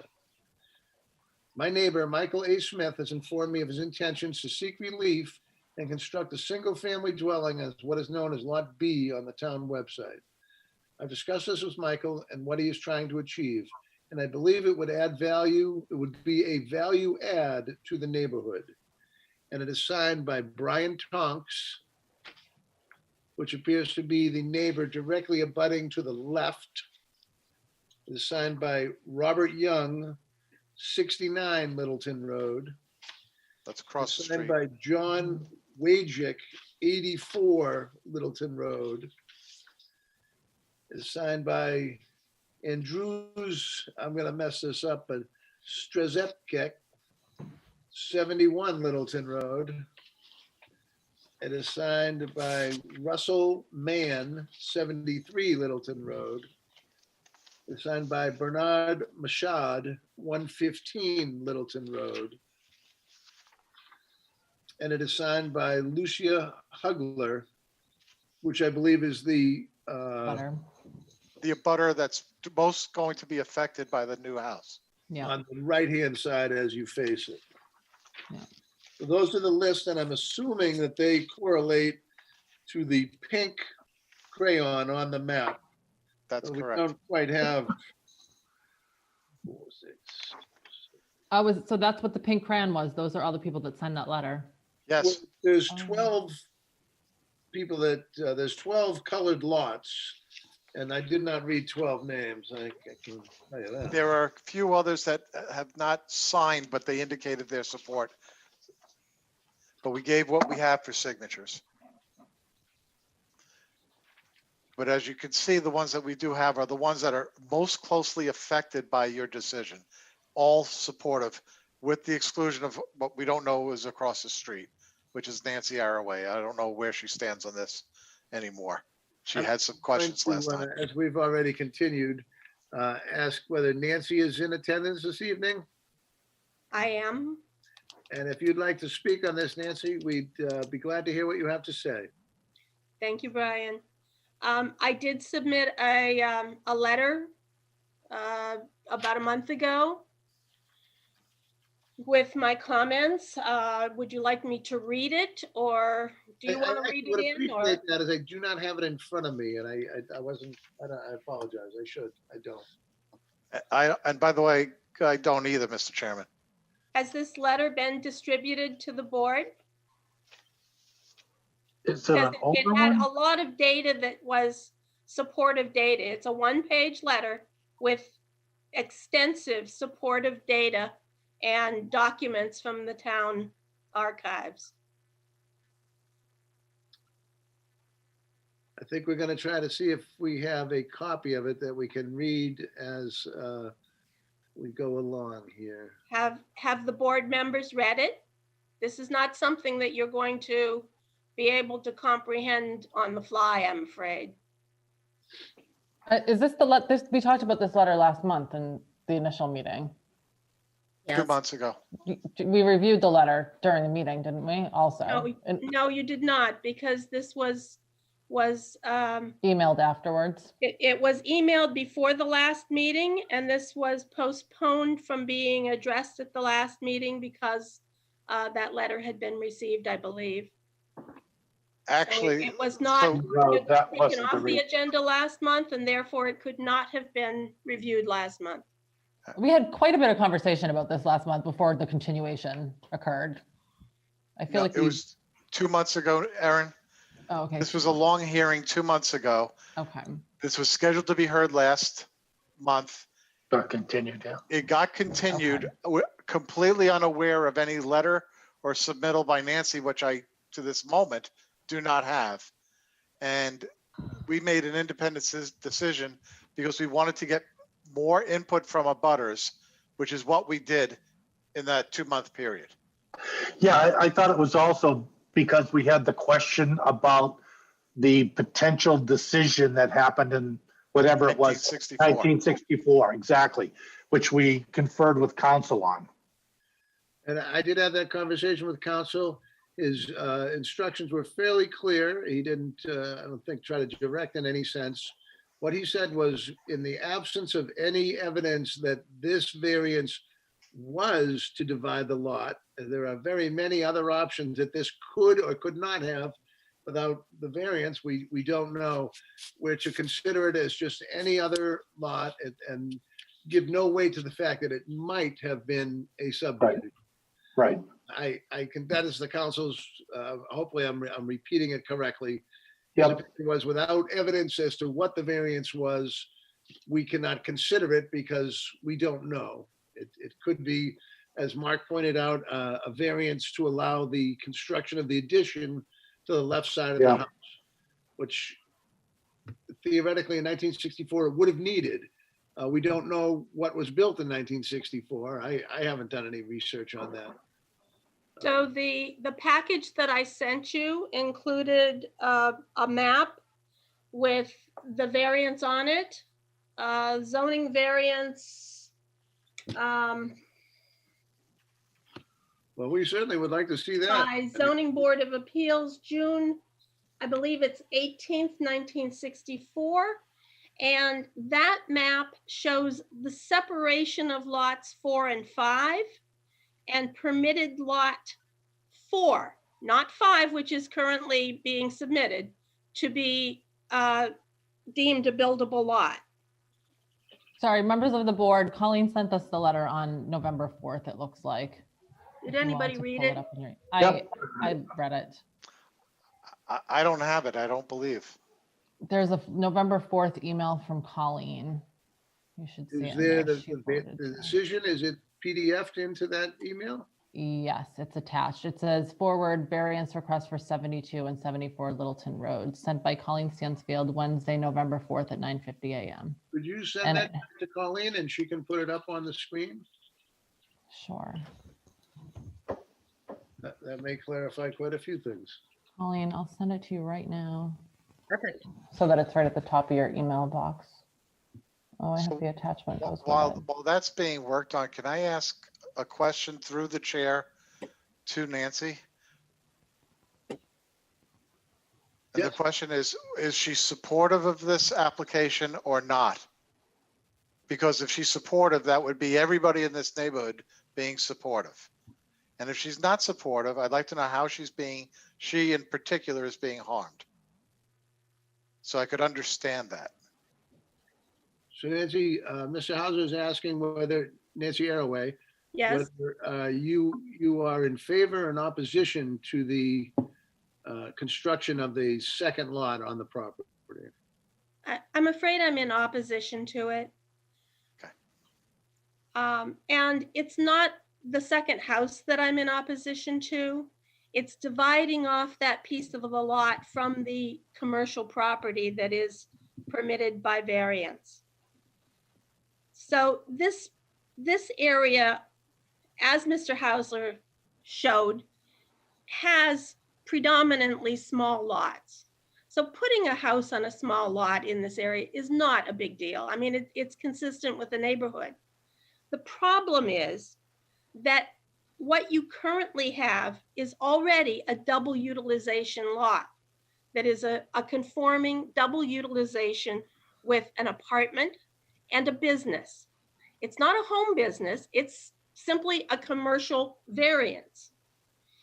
That commercial variance was issued by the ZBA when Mike Smith wanted to buy this property, and he requested a variance to, and he requested a finding to overturn the building inspector's interpretation that an upholstery shop was not a dentist office and therefore could not be continued on the previous variance that only allowed a dentist office. The ZBA finding for that determined that it was a professional office, and the existing variance, the previously existing variance, was also for a professional office, and that was the same thing. The problem is that that previous variance for the dentist office had actually applied to extend the scope from a dentist office to a professional office, and that was denied. So the property did not have a variance as a general professional office on it. The only thing it permitted was a dentist office. When you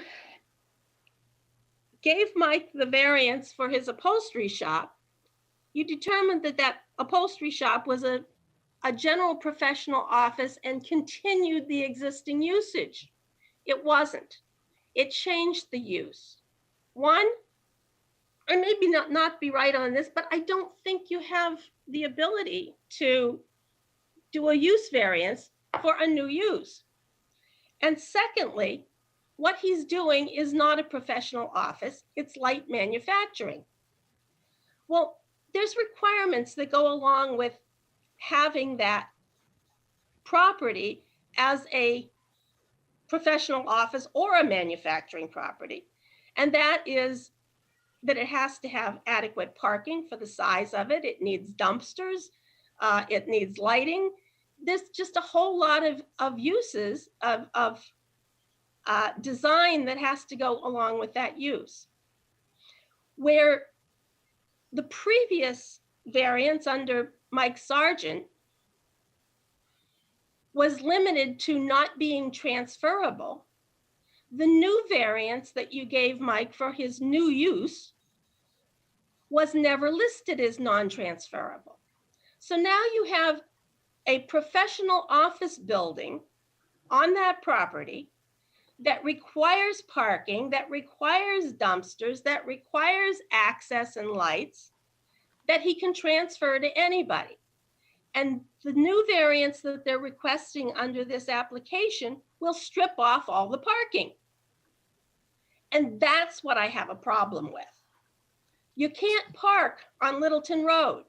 So what you're saying is like that property, excuse me, if you strip off the rest of that property for a new building lot that is indeed consistent with the neighborhood, you now have no place else for that parking to be. And that's my problem with it. So, but what that means that is in the future, if a dentist wanted to buy that house. Board only, please. You don't talk to her, talk to me. Oh, sorry. So Brian, so is Nancy's point kind of that if a dentist ever, sorry about that, if a dentist ever wanted to go back and purchase that house, he wouldn't have anywhere for his customers to park? That the commercial license is then kind of useless because whoever wanted to operate a business out of there wouldn't be able to do it because they wouldn't have the parking? I think that is her point, yes. Okay, which I kind of feel like really isn't our. So I would be fine with you splitting those properties if the existing property goes back to being a single family house. Mr. Because Chairman, that if I would may- be absolutely consistent with the neighborhood. But I'm really concerned about having a 1,700 square foot professional office with no parking. I understand. What was, Sean, were you asking something? Yeah, yes, Mr. Chairman, the building code and the zoning code, obviously, we deal with specifically change of use and what a change of use would be. Change of use would be from a dentist office to an upholstery shop. It would fall under a B use group, which would be a business use group, which would remain in the same use, according to Mass State 780 CMR building code. So if it were divided, it could indeed become a dentist's office yet again. So the building code, anything to do with the building code, which is, again, governs use in the state of Massachusetts, does not dictate any difference between a dentist or an upholstery shop. It's classified as a Class B use group, period. And anything in the Class B use group would be suitable for Lot A on this property. Any type Lot B would of only be service residential. industry, correct, yes. So you could put a grocery store in there, a small grocery store in there under the current variance. May I ask a question, Mr. Chairman? Yes. I don't think we're asking people to do with the what ifs and could be's, but what we have and what's real.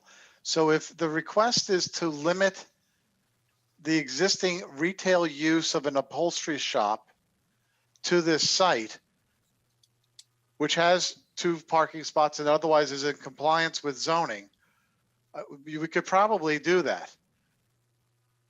It's not going to be a marketplace, nor would anybody likely do that exactly because there is no parking and because it isn't appropriate for that kind of a neighborhood. But what's operating there is essentially an upholstery store in which customers really rarely come in. It's more that he goes to the customers. So it's being used more and more, really almost like just a regular house with an office. Yes, he does his work in a portion of it. I don't think that transform it into light manufacturing. I think he has a retail business. It's pretty limited in scope. And again, I'm still not hearing the harm. And that's what I keep going back to. And I just wish we could get there. And my only concern is if we're gonna rule on something that says use in it, to make a decision because of the same use is gonna be. Right. Mr. Chairman, Yes, Nancy. I would support this application if you modified the variance to be non-transferable, to be an upholstery shop only, non-transferable, and it installed access for loading because he's constantly bringing furniture in and out of the back shop, and it requires access to the back. And he installed a dumpster for the scrap materials that he's removing from that furniture when he reupholsters it. I see. I will tell you my concerns, if we're airing them out, is the size of the frontage is extremely concerning to me. We are at 84.45 feet per lot, far below the required 150. And I do understand that the lots that are on Littleton Road are much smaller than the 150. I think looking at the map, there was no demarcation, but there are certainly lots that have less frontage now, but nonetheless, I can't honestly say. It appears that there may be one that has less frontage than what we would be creating. The other concern I have is creating a lot with just 85 feet of frontage is, though we're not held to the standard, we're creating a precedent that is problematic as I see it. Respectfully, it's not a precedent-setting thing. They're each unique to themselves. Number two, so I don't see any precedent setting. That's every locus is I completely agree independent. until someone stands up and says, well, you did it for him. And that's a concern that I have. It wouldn't be relevant to the decision in those other situations, but in connection with this, the 85 feet of frontage for each lot is not smaller than most of them. In fact, if you look at the colored sheet right before you, you'll see one lot across the street that right next to Nancy's house on the left, as you're facing the house, that has probably, from that estimate, about 35 or 40 feet. Yeah, I did see that. I understand. Okay, and that's not unique though, Brian. All I'm saying is if you go down the road in each direction, you're going to see, not only are you going to see smaller frontage, but these are also smaller lot areas. So again, it is the neighborhood, certainly. That's what the zoning bylaws intent is, to preserve the character of the neighborhood.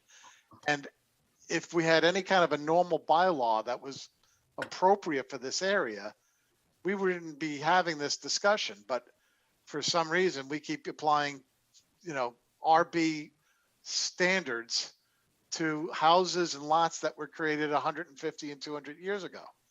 So I do think it comes into some common sense. And I do think it's a huge matter here is impact to the neighborhood, and the neighborhood has overwhelmingly been supportive. So I don't see anybody likely to challenge it if the board was to grant it. And that would be with the exception perhaps of Nancy. And if she chooses to do so, that's her privilege.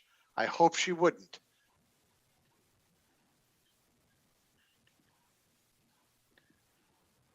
Mr. Chairman, Jamie here.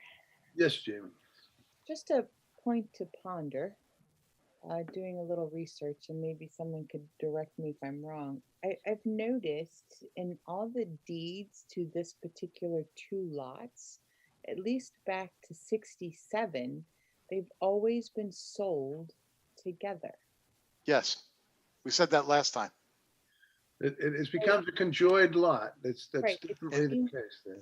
It would seem to be that maybe this was a discussion between the board. It just seems like that at least since 67, if not going back further, that one portion, the lot A on the lands of Higgins heirs, it was determined that it was so small that it wouldn't be a substantial enough size to be buildable. And that's why they merged it or conjoined it with lot 5 and bringing it along since, I could probably go further. I stopped at 67. It's been. I gave you, Jamie, the entire history of 4 different titles for lots A, B, 5, and 4.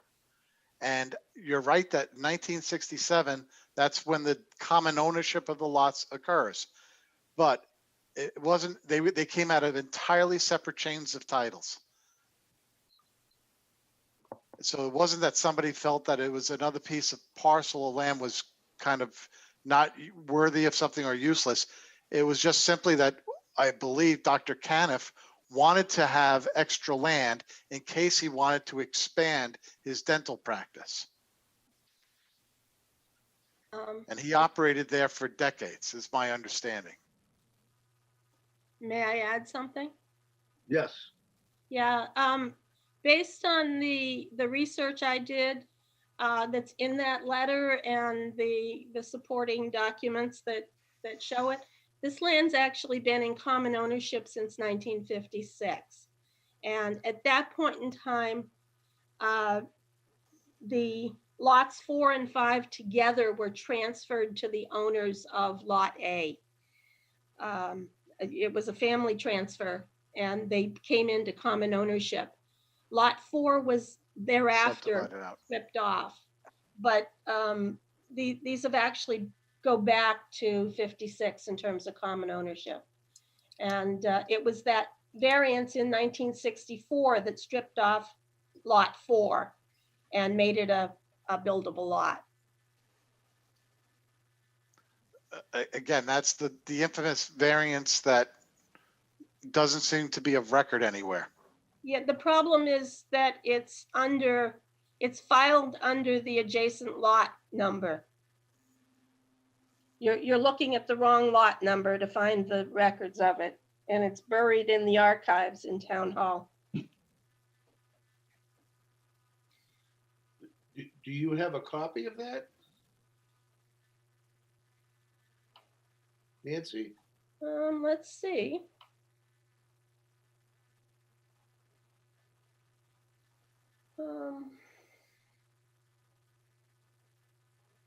So they filed it under lot 5. Is that what you're saying, Nancy?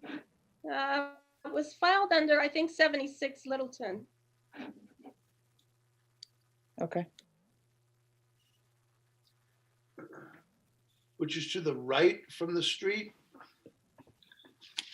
Yes, yeah.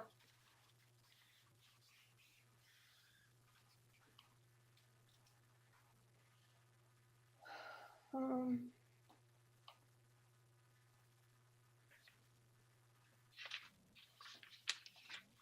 see.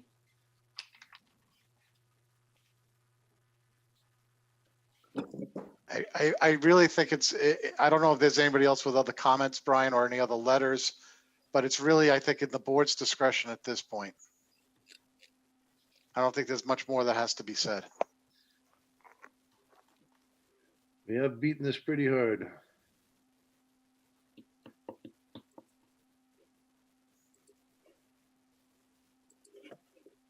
I guess I'll give Nancy a minute to see if she has that information.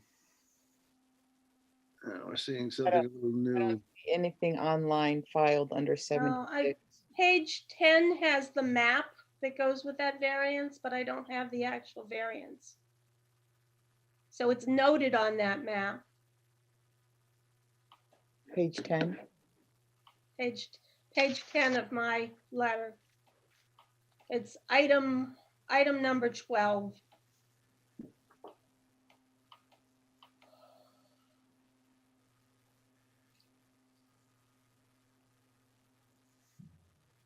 Can you see a book number on there?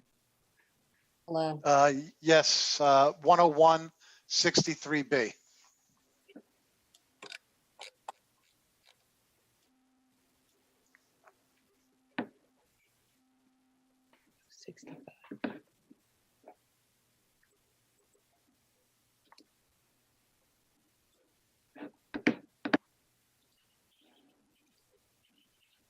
So if you scroll that down, it notes the zoning variance.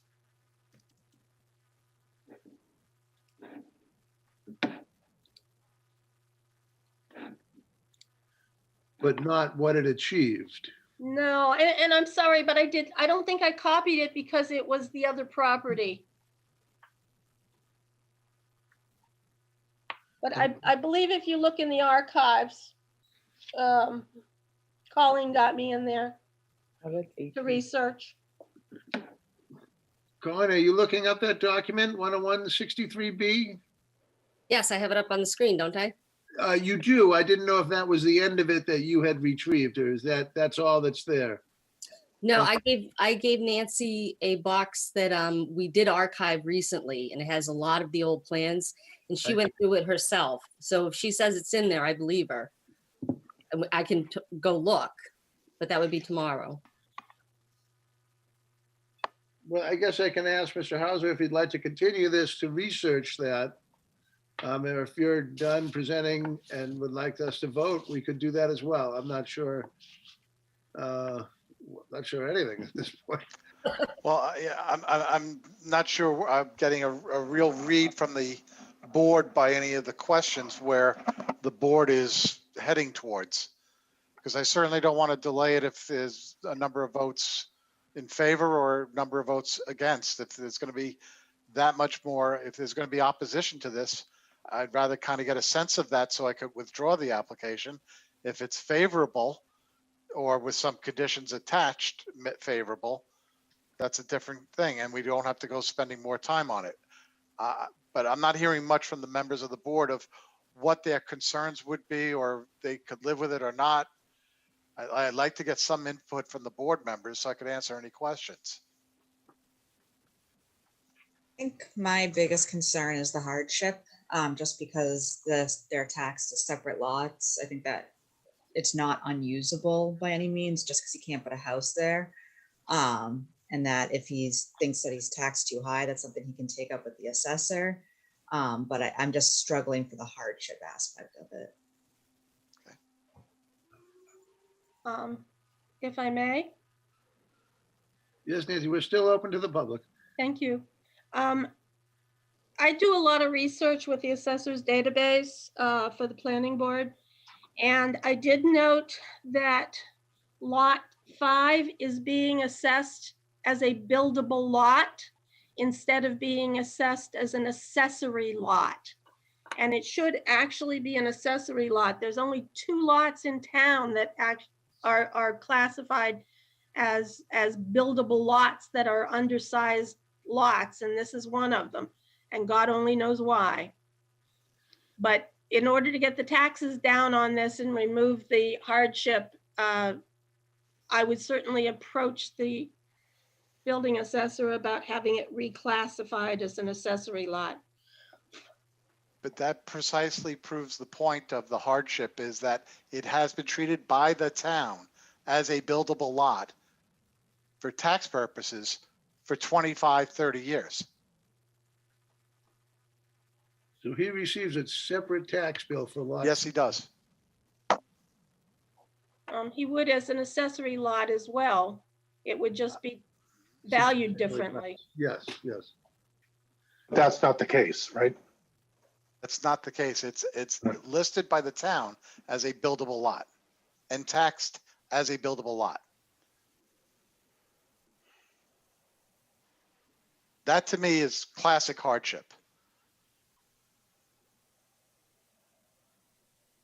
And I've seen hardship definitions from this board in a variety of contexts that have been far less hardships than that. Ryan, can I ask a question? Why is it still being taxed separately? How is that possible? Because the subdivision plans of record, they are separate lots. But it was never combined for tax purposes, like during one of the sales, or I mean, No. should it have been? Is that No, they're not. They're not. Or? We're 50 They years exist later. everywhere. If you go to 1956 forward, we're what, 64 years later, they're still being taxed separately. Yeah, zoning and tax things are separate. They're always. They're always separate. taxed separate. Partially true. Yeah. But isn't there a point where the lots are combined for tax purposes? No. What didn't happen, whether it should or not, is really not the issue. Yeah. You have to go to land court to get them. It should have been considered one lot, but they weren't. And that's Mr. Hauser's hardship, is that they were not combined. He did That's not. a past issue, not a future issue.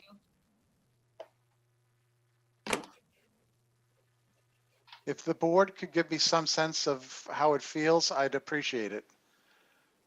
I'm not asking for your vote. I'm asking to understand what concerns are out there. So Nancy Morency did address that. I appreciate that very much.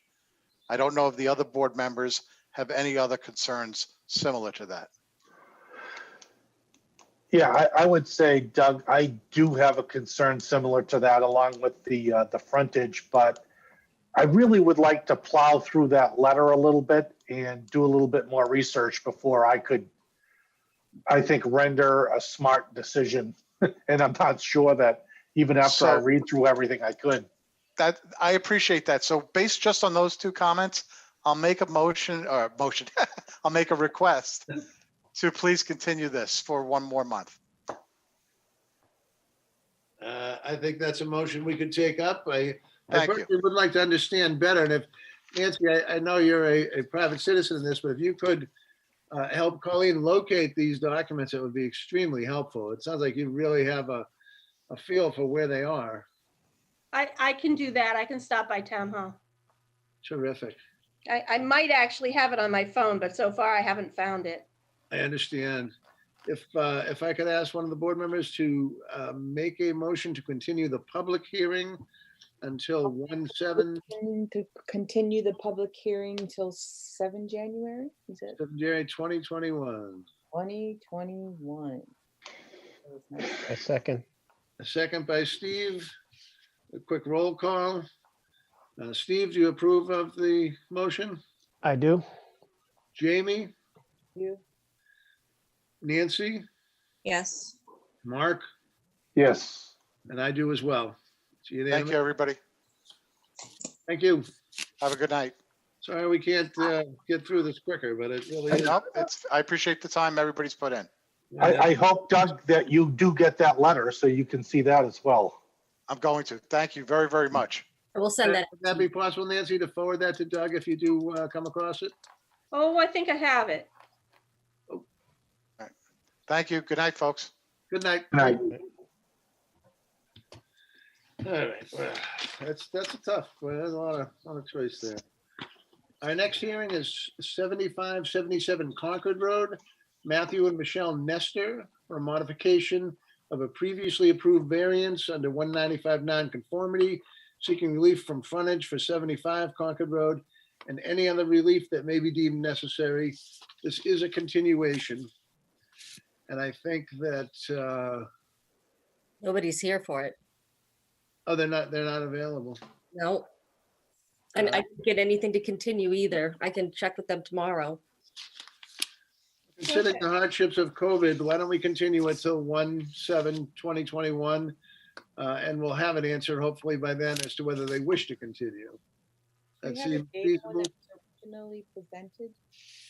'Cause it's already a continuation, correct? This has been continued.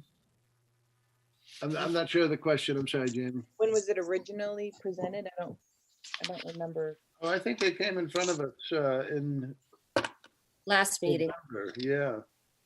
Okay, so I didn't see that one. That's why I don't remember it. That's why I just want to make sure.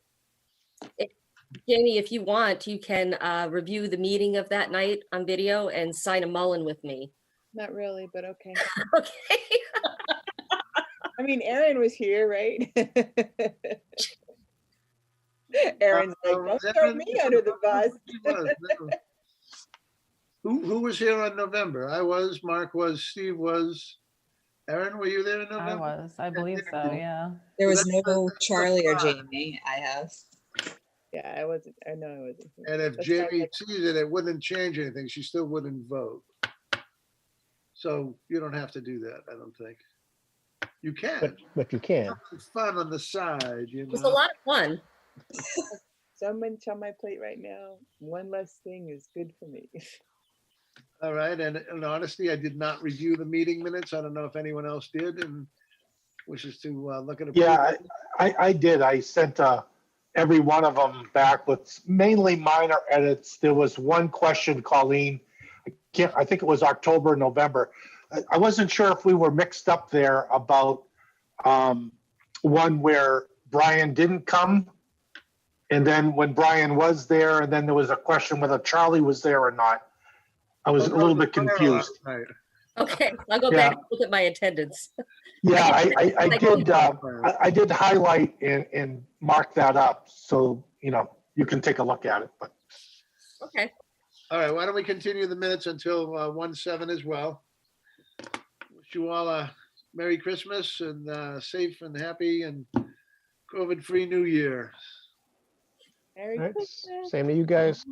Okay. Good night. Thanks a lot. Take care.